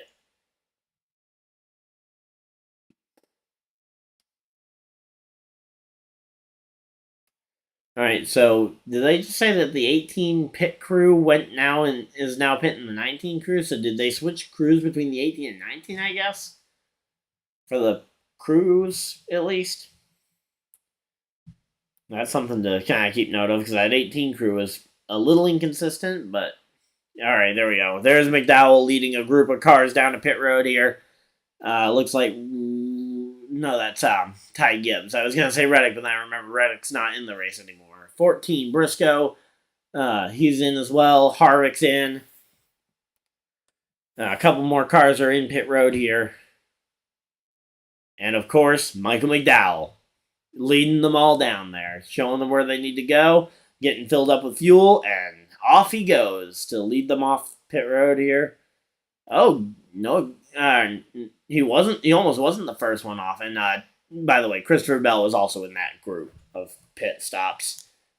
So a lot of pit stops here. And here we go, getting ready for some more and a new leader because as Daniel Suarez leads a big group of Chevys here, that looks like about 8 to 10 cars there. Harrison Burton will inherit the race lead. So as Harrison Burton goes to the lead, that will be that'll be another leader.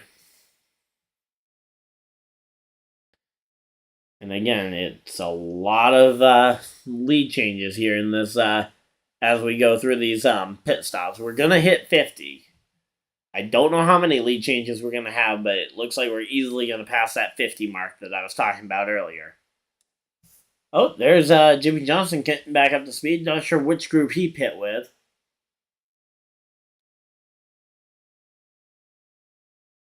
Oh, and here comes Harrison Burton, along with Joey Logano, Noah Gragson, and a couple others, it looks like, coming to pit road here. Gonna have to see who else was in that pit group, because I feel like there has to be more than those ones, but we also have seen a lot of cars come to pit road now. Also, why did Harrison Burton stay out for that long? I mean, okay, Kyle Busch was in that group too, so. There we go. Hopefully, alright, Harrison Burton did not stay in that stall long, apparently. Oh, Stenhouse too fast entering. No, that's one of my guys. I mean, I didn't pick him on my fantasy because I saw what happened last year, but yeah, I thought he might have it this year.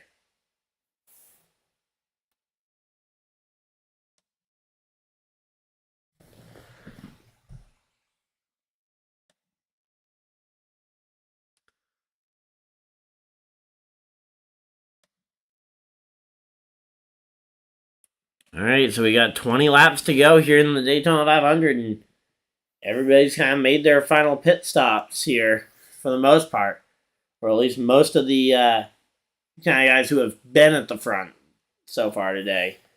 We're waiting to see kind of who the leaders are going to cycle out to be. Oh, yellow flag. What's the yellow for? Oh, there's a wreck in the back. No, McDowell. No. McDowell's in it. No. Priest. Ryan Priest is in it. Come on. Dang it. And there's the yellow flag. And Harrison Burton was listed as the race leader. Man, that's... Did not want to see that. Kevin Harvick with damage in his final Daytona 500 as well. Man. Oh, Truex is in it too? No. Okay, well, that one doesn't hurt as much as McDowell because, I mean, man, this is his... He can make the playoffs if he can avoid damage at these plate tracks because he's good enough at the road courses to get some good points. And he showed last year during the summer that he was able to rattle off some top tens at tracks like Dover, Darlington. Actually, he got both Darlington races. He got top tens that last year. He got a top 10 at the 600. He proved he can get them on the intermediates. So he can point his way to the playoffs if he can just avoid the catastrophes here. All right, so there's a stack up behind the 10 cars. The 10 car kind of made a move, it looked like. I'm not sure exactly what physically happened. It looked like maybe he was moving up the track as Priest went for the push, and it kind of, not sure why that would have wrecked Priest, but that's what happened. So, or at least that's what it looked like happened. Let's see. Oh yeah, accordion like contact, and that. So, all right. So now I see what happened, and yeah, Briscoe's in it too. But yeah, so Cindric got checked up, and then he checked up into the 10 car. The 10 car was in the process of getting checked up as he moved up the track, and then that's kind of what set off the wreck. Still not sure exactly how that caused Priest to lose it, but again, these cars are pretty much on the edge of control the entire time, so looks like everybody's good for the most part in terms of like no scary wrecks in terms of health and safety. Like these cars can take those kinds of hits. It's just a absolute killer to these guys' kind of it'll kill a lot of their momentum and hope that they had for potentially winning the Daytona 500 here.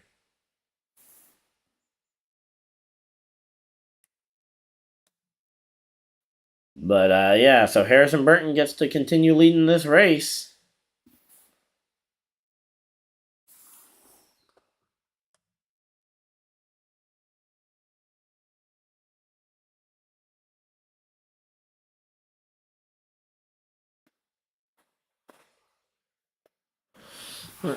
Let's see. I might look into some of the customized leaderboard options on the NASCAR app, see if I can get you guys a little bit more data inside of your frame without increasing the size of it too much. But yeah, this is not a good result here. That is a lot of damage, though, in terms of wrecked up race cars.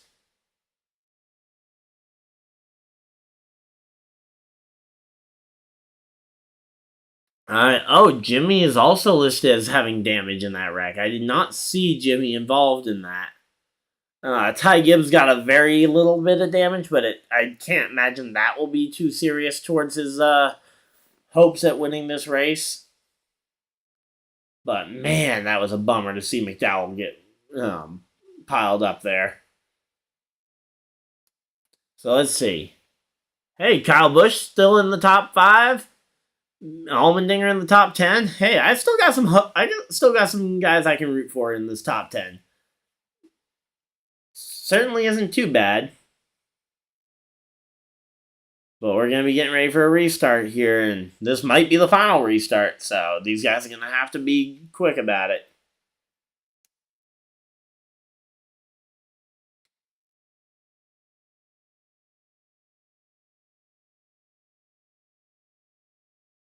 All right, so here's the question. Who comes in for tires here to try and make moves?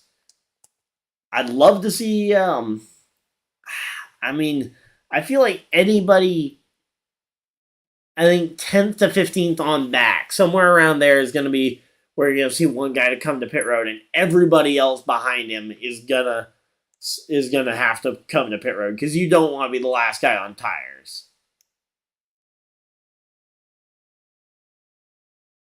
All right, so here we go. Going to another commercial break here they're going to another commercial break, and we're going to keep chatting. But man, that wreck again kind of deflates a lot of people. So yeah, let me know who did you guys say? Do you guys have any favorites that got piled up in that race there?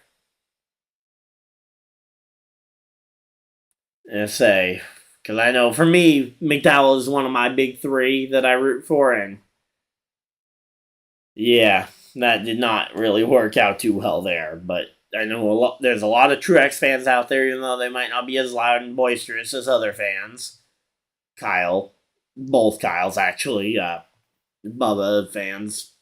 There's quite a few fan bases that are loud and love to make themselves heard. But here we go. We're getting ready to.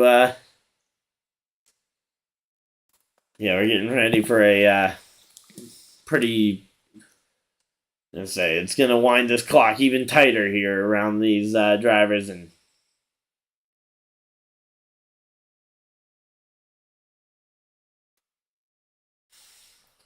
But yeah, getting ready for hopefully a really good finish to this Daytona 500. It's honestly, this has probably been one of the better Daytona 500s in terms of racing.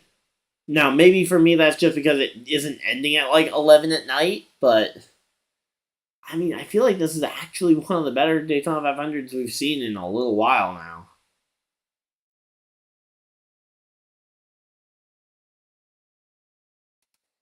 But yeah, I mean, honestly, I think like 2020 was a pretty good Daytona 500 until the finish.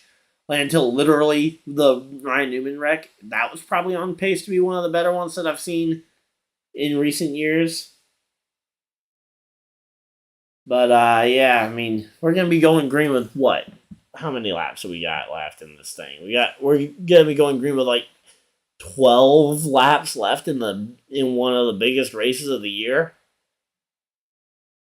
This might stop us from getting to. No, this should guarantee we get to 50. But yeah, the race time is right now at just about 3 hours that the race has actually been green flag for.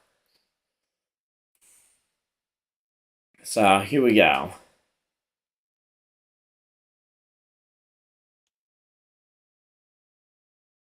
The no, they're going through the list of no Daytona 500 wins. There's a lot of them in that top 10 right now.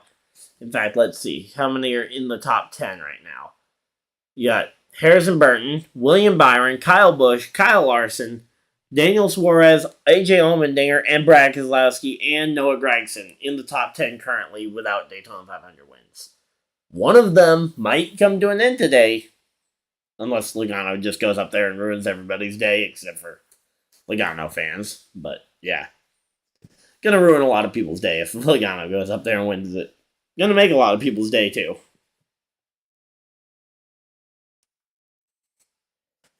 I think honestly, Kyle Busch might be in one of the better spots though to win this thing. Like, obviously, a bit of bias because I am a Kyle Busch fan, but I think he realistically could be in a pretty good catbird seat here, maybe to win this 500 and break his long drought. But again, we're gonna have to wait and see because it's gonna be a chaotic 10 laps here.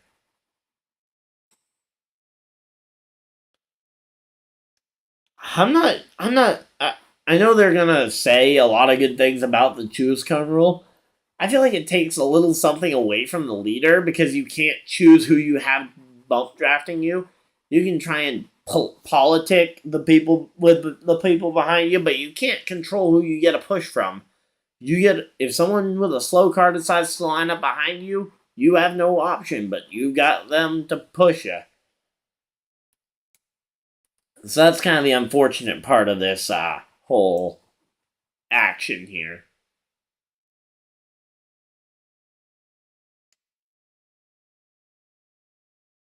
11 overtimes. Yeah, let's not do that tonight, please. Let's not do 11 overtimes, because that would make us look really bad. Because we've had an actually really clean race so far.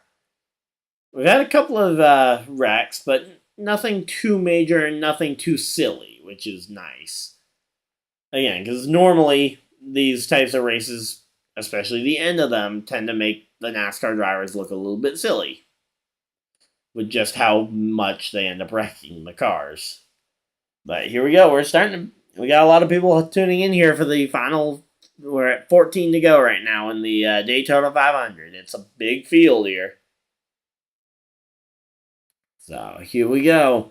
Yeah, Harrison Burton's mom is definitely nervous, and I'm not surprised considering Harrison is leading the 500 right now, and if it rained, he would be the winner.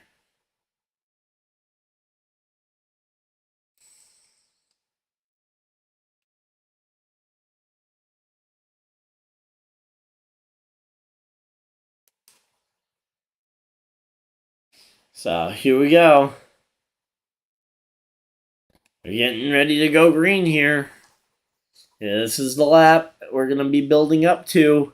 Here we go. Pit road, pace car. Gonna be diving for pit road here, and it is scurrying for cover because these cars are about to be unleashed.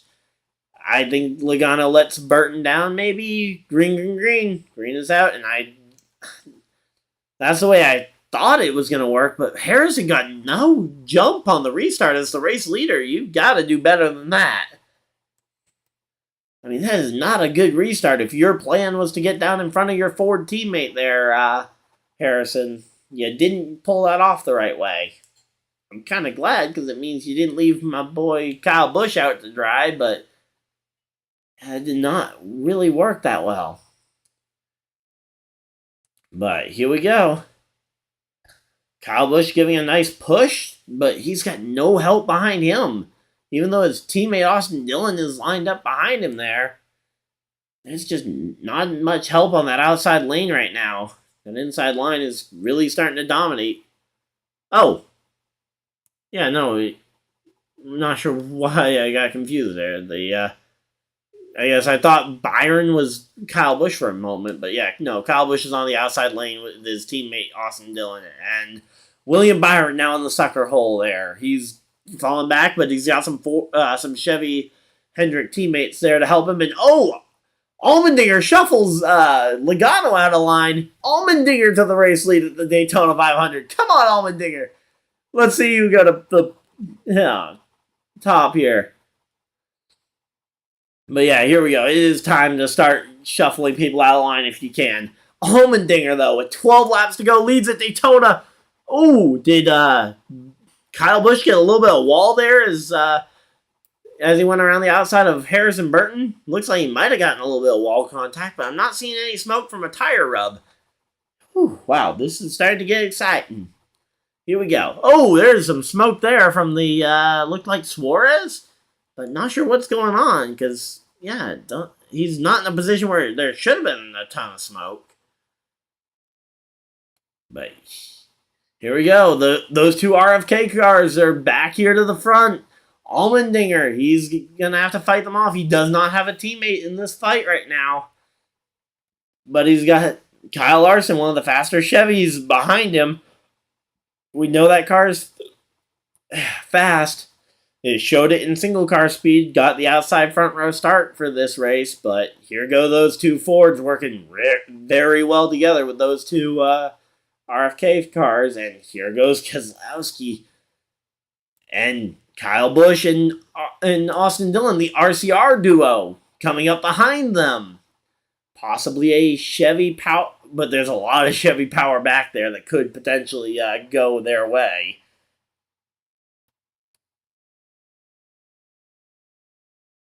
Yeah, there's a lot of Chevy help here for Kyle Busch and Austin Dillon to potentially try and win this race.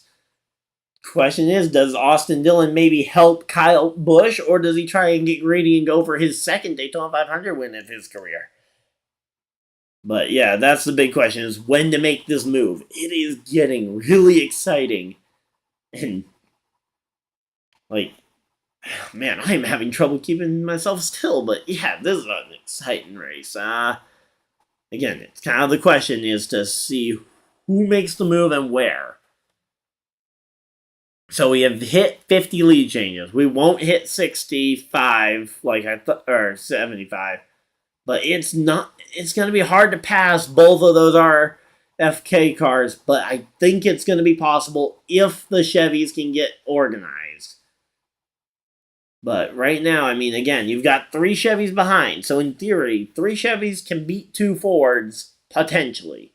Again, it depends on if you can maybe sell Buescher a dummy and get him to go block and take and split those Fords up. Problem is, you probably end up getting split up yourself, the Chevys. But if you can sell him a good dummy, and Stenhouse is back up in the fight. I completely missed the fact that Stenhouse is back up here.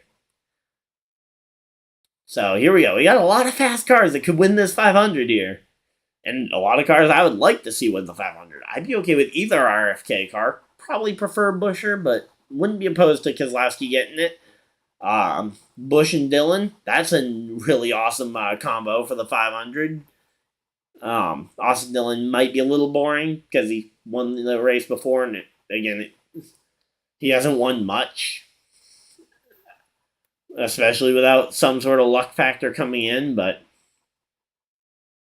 here we go. It's all building right now. We're at 7 laps to go, and again, there isn't probably gonna be a move until about 3 or 4 to go, I think. Especially from this top 5. I don't think you see a move from the top 5 until about 4 or 5 to go at the earliest. Now, a move from further back, we might start to see. And if that starts to make some progress, you might see Kyle Busch and whatnot go up to try and block it. But, again, a move coming from that far back, I think the leaders will get a chance to hear about it and potentially see it coming, and you won't have as easy a time cycling them out. And it looks like, was that McDowell? Yeah, I think that was McDowell slow on the track, trying to just log a couple more laps, maybe trying to pass some of those other cars that got crashed in that same wreck with him. But here we go. Let's see what it's going to end up looking like. Again, you got to be so careful, because that's what we saw in the Daytona duels the other night. Was that Kyle Busch got wrecked from Daniel Suarez getting a little too aggressive with the pushing. That's what ultimately wrecked Kyle Busch's primary car. Now the backup is in position to potentially win this thing. Again, we saw the Junior Motorsports car last night in the same position, and they blew it. So it's certainly not a given that Chevy is going to win this race, especially where Logano and Cindric have started to break up some of those Chevys. But here we go. It definitely looks like a fast car here. Yeah, here we go. Here comes Stenhouse with at least Logano behind him, but they got a block from, Byron went up there, put the block on him, stopped him from getting that one. But here we go. Whew. Man, trying not to get too excited, but man, it's the biggest race of the year. 4 laps to go here at Daytona. Again, I think you're going to start seeing some guys here in the top 5 potentially starting to look. The question is, here we go. Sell them the dummy. Oh no, they're going to go for it. They're going for it. Kyle Busch and Austin Dillon to the top of the track. Here comes Byron. Kyle Busch to the lead. Kyle Busch has the lead in the Daytona 500. Austin Dillon to second. Third place now, Byron. And here we go. Man, here we go. Let's see. There's still 3 laps to go. A long way to go. But can Kyle Busch hold off to win his first Daytona 500 in his first race away from Joe Gibbs? That would be interesting, because it's a new place. It's a new look for him. And he could potentially win in his first start away. That'd be incredible. Here we go. It's building, though. There's a lot of energy everywhere. And here we go. It's his 18th start, ironically. First year outside the 18. Oh, spin. There's a spin? Uh-oh. There's a caution. We got a caution flag. What's the caution for? What happened? Oh, Suarez! No! Suarez goes for a spin! Oh, boy. And we're going to have overtime, boys. We have an overtime finish. These 2 teammates line up on the inside line. Kyle Busch, Austin Dillon's got to take the inside line if you have the gas to make it, because that's the other thing. Last pit lap. I got to see the last pit lap for these guys. Let's see. Last pit stop. There we go. I'm going to go ahead and get that up there.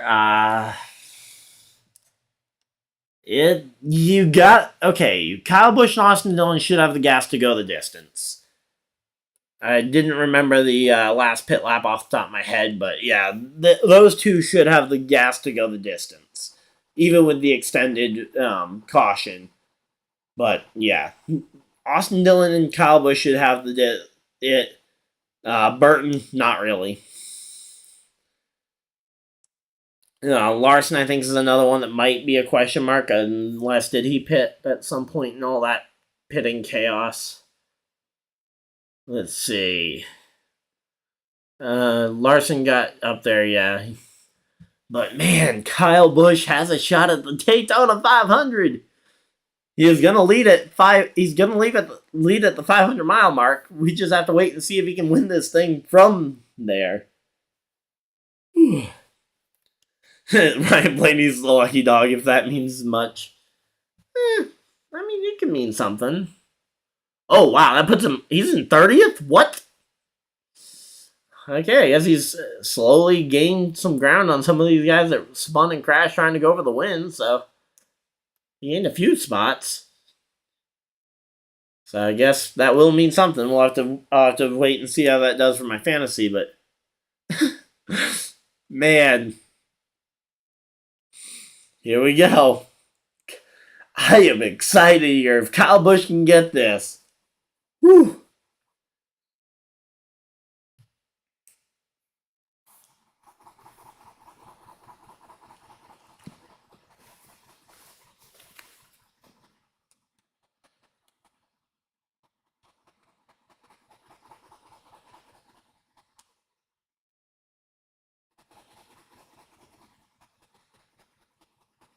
Here we go. Let's see. I'll say right now, Kyle Busch would be second on the all-time win list or on the all-time start list before getting his first Daytona 500. This is his 18th start. I guess it'll be interesting to see where that ends up putting him later on the list. But here we go. Kyle Busch. He's going to be the leader, but we got to wait and see how it's going to end up shaking out here. Again, I think he and Austin Dillon take the inside line together. Byron? I'd like to see Byron take the inside too, but I think Byron takes the outside, try and clog it up with Chevys. Logano, I think flip a coin for where he takes. I think maybe outside lane trying to take P4. But again, it's going to be hard to tell until we see how some of these teams shake out. But again, that would be my call for these first three, at least, would be inside, inside, outside. And then I'd say outside for Logano. Then I'd think you maybe try and get some of those forwards up to the top lane. So I think Logano should be talking with, or Logano's spotter should be talking with Keselowski's and Buschers to try and organize a line on the top side here. Then Stenhouse back to the inside, Larson inside, kind of making it a Chevy Ford split. So, again, I think that's how these guys are going to pick it, but again, we'll have to wait and see. But man, this is a really exciting race. I'm interested to see how this thing plays out here. It's been a long slog to get to this point, but it's it's actually been a pretty fast 500 too. It hasn't. The rain delays haven't slowed it down. Haven't slowed the feeling of it down any. So all we need to do is make it one lap to guarantee that this is the final restart. 2 laps to guarantee Kyle Busch as race winner, if he doesn't lose it. But again, anything can happen. We're going to have to wait and see, though. I believe this is going to be the choose cone lap. So they're going to be doing the choose cone this time by. And then they'll be doing the green flag the next time round. All right. Again, I think it should be these two. Now, maybe Kyle Busch takes the outside if Dillon promises to let him in. I just don't know if you can do that. Here we go. We'll have to see, though. And let's see. Kyle Busch is going to go. Okay, Kyle goes to the top. Both the other Chevys go to the bottom. Joey Logano to the outside. All right, so I was a little bit wrong about them splitting up, but I kind of had the right idea. It looks like maybe Dillon's going to let Kyle down on the start. Again, you can't mess this up. You got to get the good jump. You got to get down in front of your teammate, unlike what Bowman and Larson did at the start of the race. Unlike what Burton did on the last restart.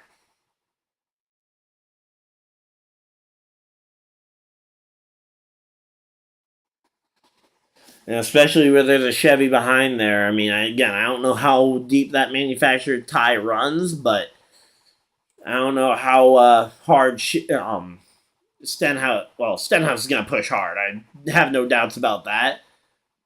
But if he's going to push Logano, or if he's going to be peaking one way or the other, or if he's going to trust it, he can maybe make a move on the final lap.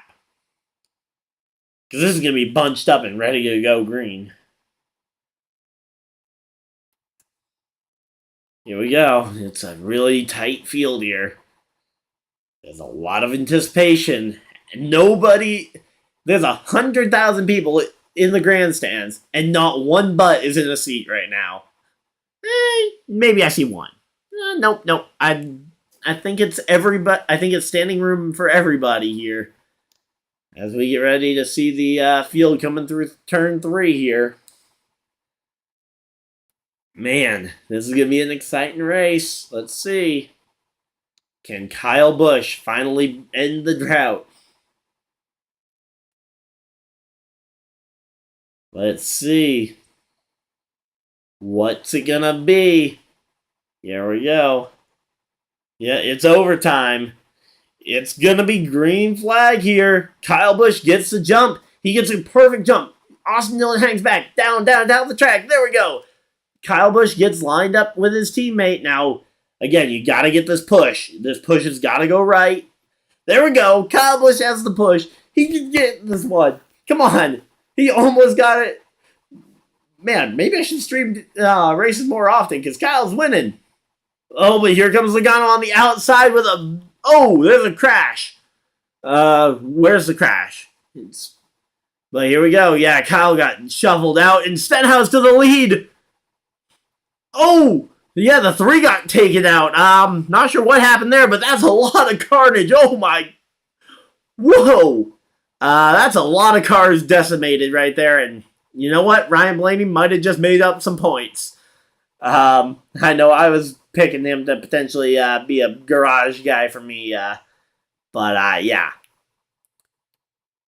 Did not see what happened to Austin Dillon. And Stenhouse takes the lead. Here we go, Stenhouse. Let's go.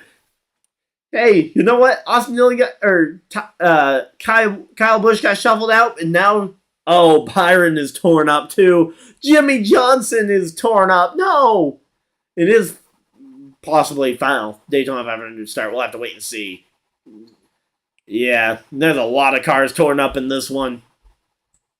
But man, this is exciting. We got 13 people in here watching. Leave a like if you guys are enjoying this race. And man, whew.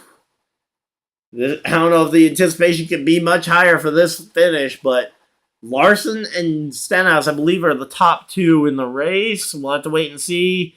But I think that's how they're going to shuffle out. I don't know how Bell would be the 3rd place guy. I'm pretty sure it would be Logano, but I guess we'll have to wait and see how timing and scoring figures out.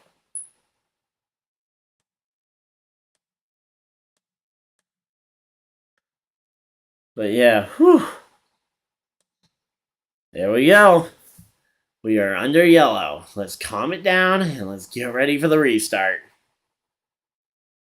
Yeah, calm it down. Yeah, we'll see. But man, that's a bummer to see Kyle lose his drafting partner there.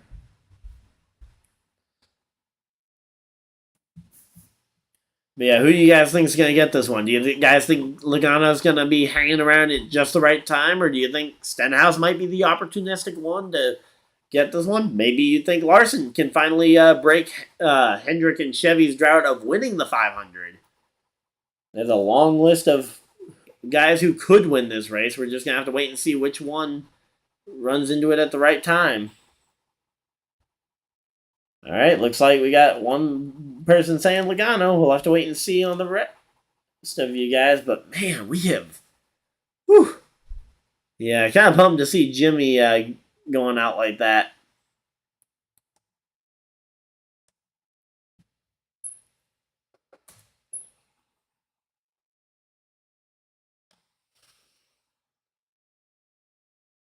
All right, there we go. So yeah, they're saying Bell is 3rd place. I'm gonna need to see time of caution, or I guess if it's scoring loop related.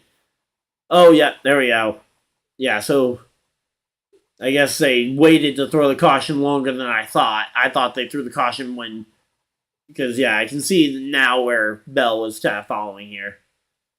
But man, that was an exciting restart there, and unfortunately, it ended in a pile-up. I was hoping that Kyle would be able to find a way there. But hey, and honestly, that's one of the better-looking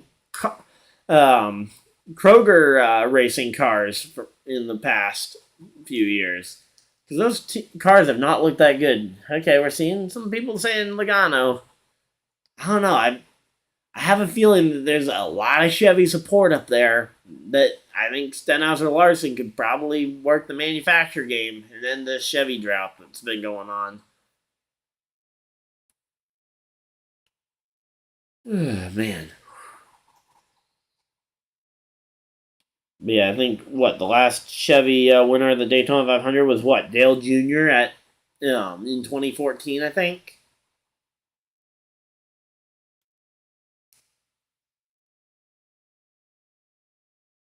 Here we go. Let's see. All right, let's see. Where did this caution get called? Because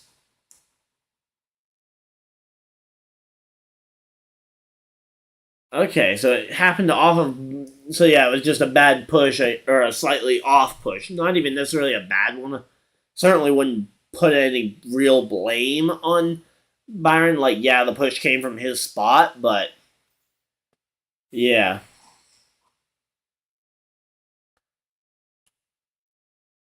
Yeah, say, there we go. Because, yeah, he was trying to push, but again, it was just a slightly off push. Again, I don't think Byron did anything wrong necessarily. It was just a push, and it was late in the race. And again, like what we saw with Daniel Suarez earlier in the week, that one bad push at the wrong time, and you can spin a car right around, and that's what happened.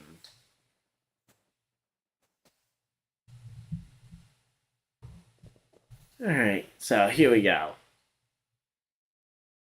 We're gonna have to wait and see on this one to see if there's any potential injuries or whatnot. Because again, in particular, I remember Jimmy fractured his hand at whatchamacallit, Long Beach last year in IndyCar. So potentially, again, depending on how hard his hit was, I didn't see where he hit. I think he went nose into the wall though, which is not great. Wait, Travis Pastrana's on the lead lap? Pastrana to 12. I didn't see that one. Travis Pastrana could win the Daytona 500. Yep. I did not realize Travis Pastrana was still in with a shot at this one. I think Pastrana can still say from 12 he could still win this thing. I mean, it would take another yellow, I think, but that's a long list of people involved in this wreck. Chastain, Cindric, Dillon, Austin, Brad, Denny, Riley Herbst, Harrison Burton, William Byron, Justin Haley, Zane Smith, Todd Gilliland, Noah Gragson, and Jimmy Johnson, all involved in this wreck. That's a long list, and I'm sure they probably could have gotten longer if they really wanted to stretch the term involved. But man, whew, that was an insane finish here.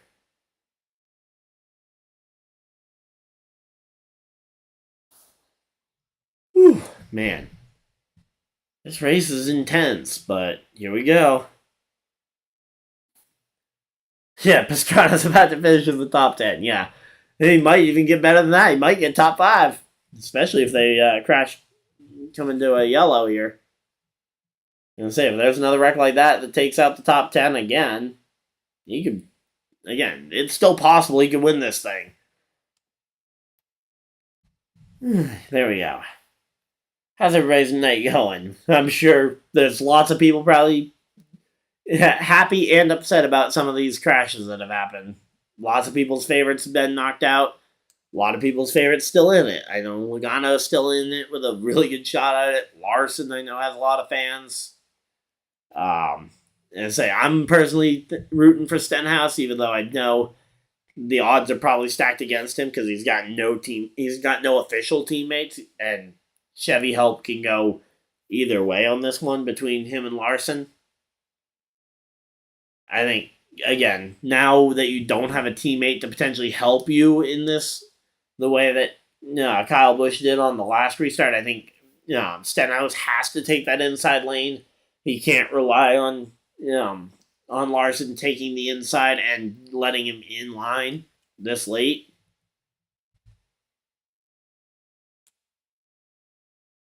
But here we go.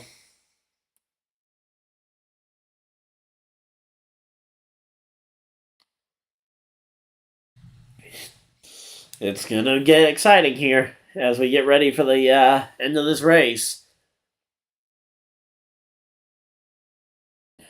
And I've seen a couple of Logano's. Anybody else thinking that Logano might win? Any other people think that maybe someone that we haven't mentioned yet, someone maybe back half of the top 10? Allmendinger is still in it. Not sure why Kyle Busch is being listed. Kyle Busch definitely. Oh wait, no, yeah, Kyle Busch is still in it. Never mind. So Allmendinger, Kyle Busch, Denny Hamlin's still in the mix. He's won it a couple times. Bubba's still in the mix. Hey Dad, I know you're watching. How's that Bubba pick looking right now? Or lack thereof a Bubba pick.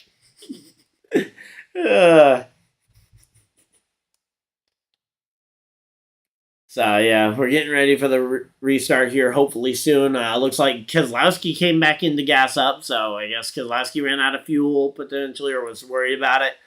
Same thing with Suarez getting some new tires after his spin earlier.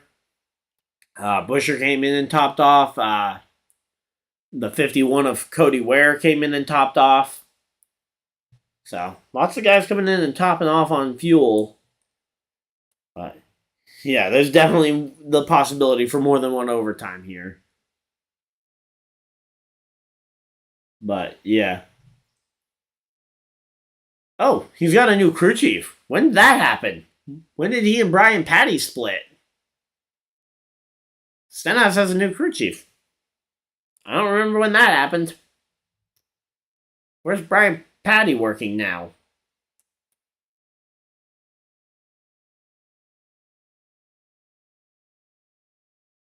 Let's say, anyone know where Brian Patty's working now? Because I'm sure he didn't end up fired. He's pretty much the one that reinvented the wheel at Richmond.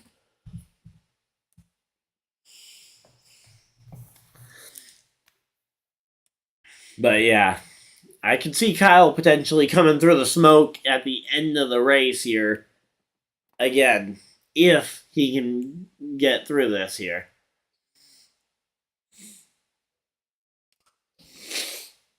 Oh, man, my nose is getting a little stuffed up, so I apologize if I sound a little bit under the weather here. Here we go. Let's see, what's the official race time at? We're at 3.5 hours right now. 3:32 on the time count. And I say our stream has been going for almost 4 hours here, and we're getting ready for another good race here, or another good restart at least. All right, here we go.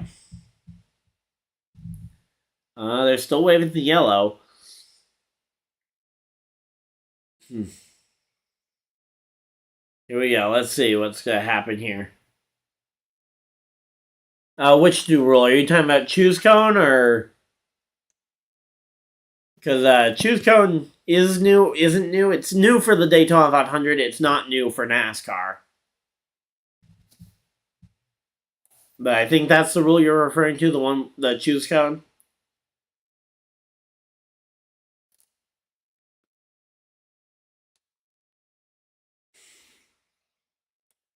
And say if it is the choose cone, yeah, they used it at most of the tracks last year. I think maybe the dirt race didn't.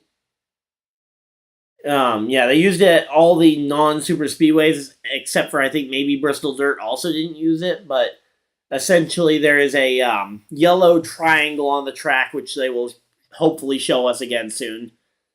But essentially, drivers can pick whether they want to restart in the top lane or the bottom lane, based on their car choice. That way, that it's something that changed for because like normally it used to be that the leader could choose their lane and the rest got stuck. So like, if you were in the second row, if you were say fourth and it was a track that like Martinsville where the bottom is predominantly the best, you would get stuck in that outside lane just by luck. Now you can select whether you want to start in that outside lane for maybe a further up on the rows or a better shot at maybe getting further forward by choosing the inside preferred lane. Or to track like Homestead, just flip it around and say the top instead. Or Darlington, again. It was just kind of a sense of trying to make it that the leader, or that all the cars could kind of choose their lane, and there wouldn't be as many drivers and fans frustrated with, oh, their driver got stuck in the wrong lane on the final restart.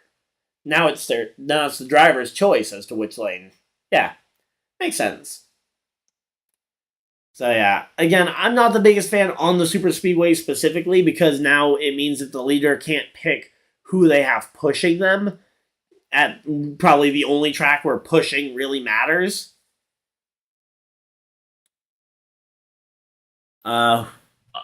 Stenhouse went outside. Okay.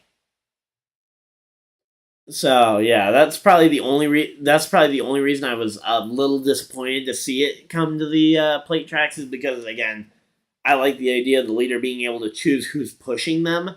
Like look at the two cars in row 2 and 3 or rows 2, 3, 4 and be able to choose who's pushing them. But yeah, Stenhouse choosing the outside though. Maybe he's either confident that Logano's a good pusher, which I know he is, but do you really want to trust him to stay in line with you? Or maybe he and Larson are planning something to work together to try and at least make the final lap between just those two. Although again, we saw that not work out all that well for the 8 and the 3 this past restart. So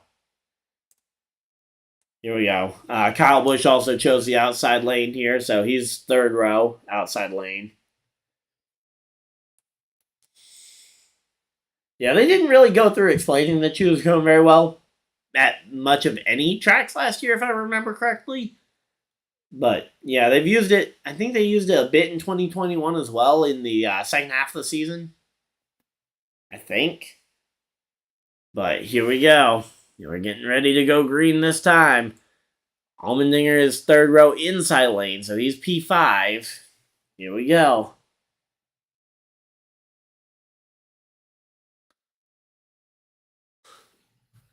Most laps in Daytona 500 history, they've gone the furthest into overtime that they ever have in terms of laps. Here we go.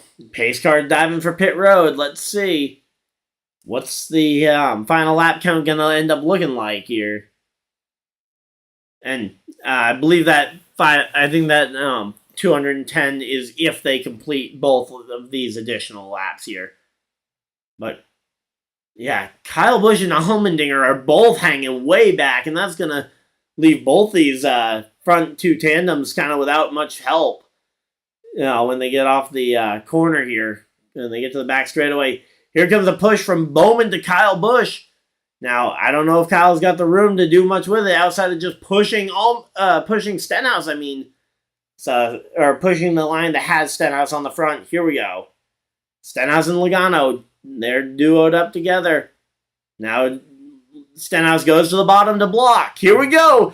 Can Ricky Stenhouse win the Daytona 500? It will be official at the line this time. Stenhouse has the leader. It is the leader. The white flag comes out, and we are spread 3 wide here. There goes Logano to the top side. He's got a lot of help. Here comes Christopher Bell. Larson ends up getting wrecked, and we're going to have to wait and see on the results of this race because there's a caution, and that's going to end the race. Depending on the time of caution.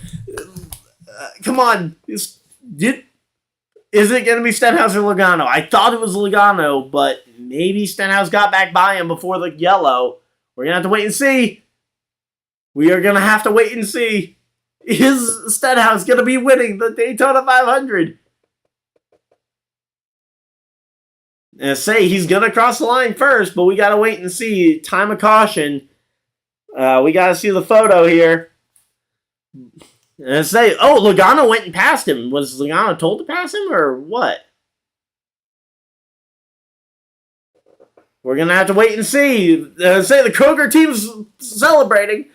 Is Stenhouse the Daytona 500 winner? We're going to have to wait and see. Again, I'm not ready to celebrate till I see the photo because I thought Logano had it. But Stenhouse wins the Daytona 500. Woohoo! Yeah, Stenhouse, nice job. His first win since 2017. Woohoo! Yeah, there we go. Stenhouse. He was having a Daytona 500 coming his way eventually, but man, yeah, woohoo! Yeah, woo!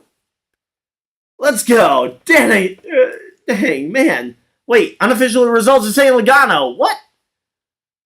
Yeah, man. Uh-oh. Wait. Unofficial results are saying Logano. What's NASCAR.com saying? NASCAR.com saying Logano. Did Stenhouse not win this? They're saying Stenhouse on the broadcast, but the app's saying, Stenhouse. Come on. It's gotta be Stenhouse, right? We're gonna have to wait and see. Is that the time of caution? We're waiting to see the time of caution. Here we go. Let's see, because time of caution is what determines it. Let's see. Gets the push. He gets the push. No way. Did they really wait that long to throw caution? Yes, they did. Stenhouse, he's got it, right? Come on. We're going to have to wait and see. I'm trying to find a good angle that has the light. Or I'm hoping they are finding one.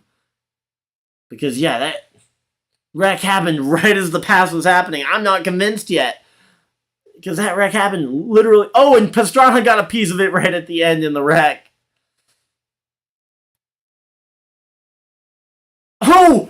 No fuel! No! We don't get this Ricky Stenhouse burnout! No! He ran out of gas to do his burnout. Come on! Alright, he's celebrating. We're gonna... Again, I haven't seen a great view with the camera, but man. Also, yeah, Brad and Bubba took some hard hits. Hopefully they're both okay, but man. Ricky Stenhouse Jr. wins the Daytona 500. Woohoo! Yeah! Woohoo! Let's go! Ricky Stenhouse Jr. just won the Daytona 500. Whew. Again, I'm liking the look of this, but has the NASCAR app updated to show anything different?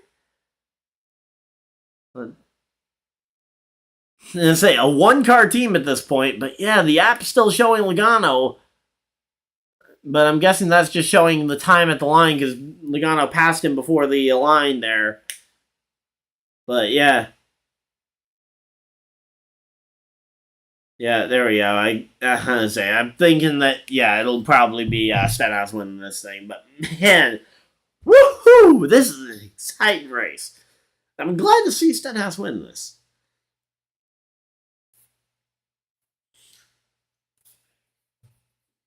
Say for the third year running, probably the least, not necessarily the least predictable winner, but a winner that nobody really expected to win a race this year. Like, very few people, I think, had him pegged to win one, mainly because his only shots are these plate tracks, and they are so random. But, man, this is exciting. Woohoo! So, what was the official lap count? It was 112 laps, so it's the longest Daytona 500 in history on lap count. It also went an official race time of 3 hours 38 minutes.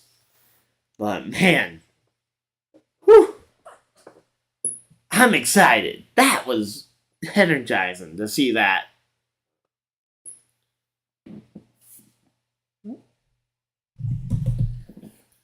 Let's see. Man. Uh-oh. They cut his audio? But yeah, there we go. Ricky Stenhouse Jr. is going to win the Daytona 500. Yes! Woohoo! Alright. Well, that was an exciting day in racing. Hopefully you guys enjoyed. If you guys did, and say, oh, they're tying to Logano. I'll listen for Logano, but yeah. But yeah, hopefully you guys did enjoy, though, this coverage of the Daytona 500. I'm going to be trying to stream every race, so next week at about 3:30, I think the race is supposed to start for Auto Club, so probably closer to 3:15 I'll be on for that race. We'll have to wait and see, but yeah. Oh, look, Stenhouse is climbing the fence! But yeah, hopefully you guys enjoyed. Review of this race will definitely be coming probably tomorrow, because I got to get it recorded and everything, and I got work, so. But yeah, review of the race might come late tonight, might come tomorrow. We'll have to wait and see, but there we go. Stenhouse wins the Daytona 500. Hopefully you guys all enjoyed. If you guys did, leave a like, comment down below what you guys thought of the race, and of course, subscribe if you guys are new so you guys never miss a video live stream. But let's see. Oh, he was doing pull-ups on the fence. Oh, nice.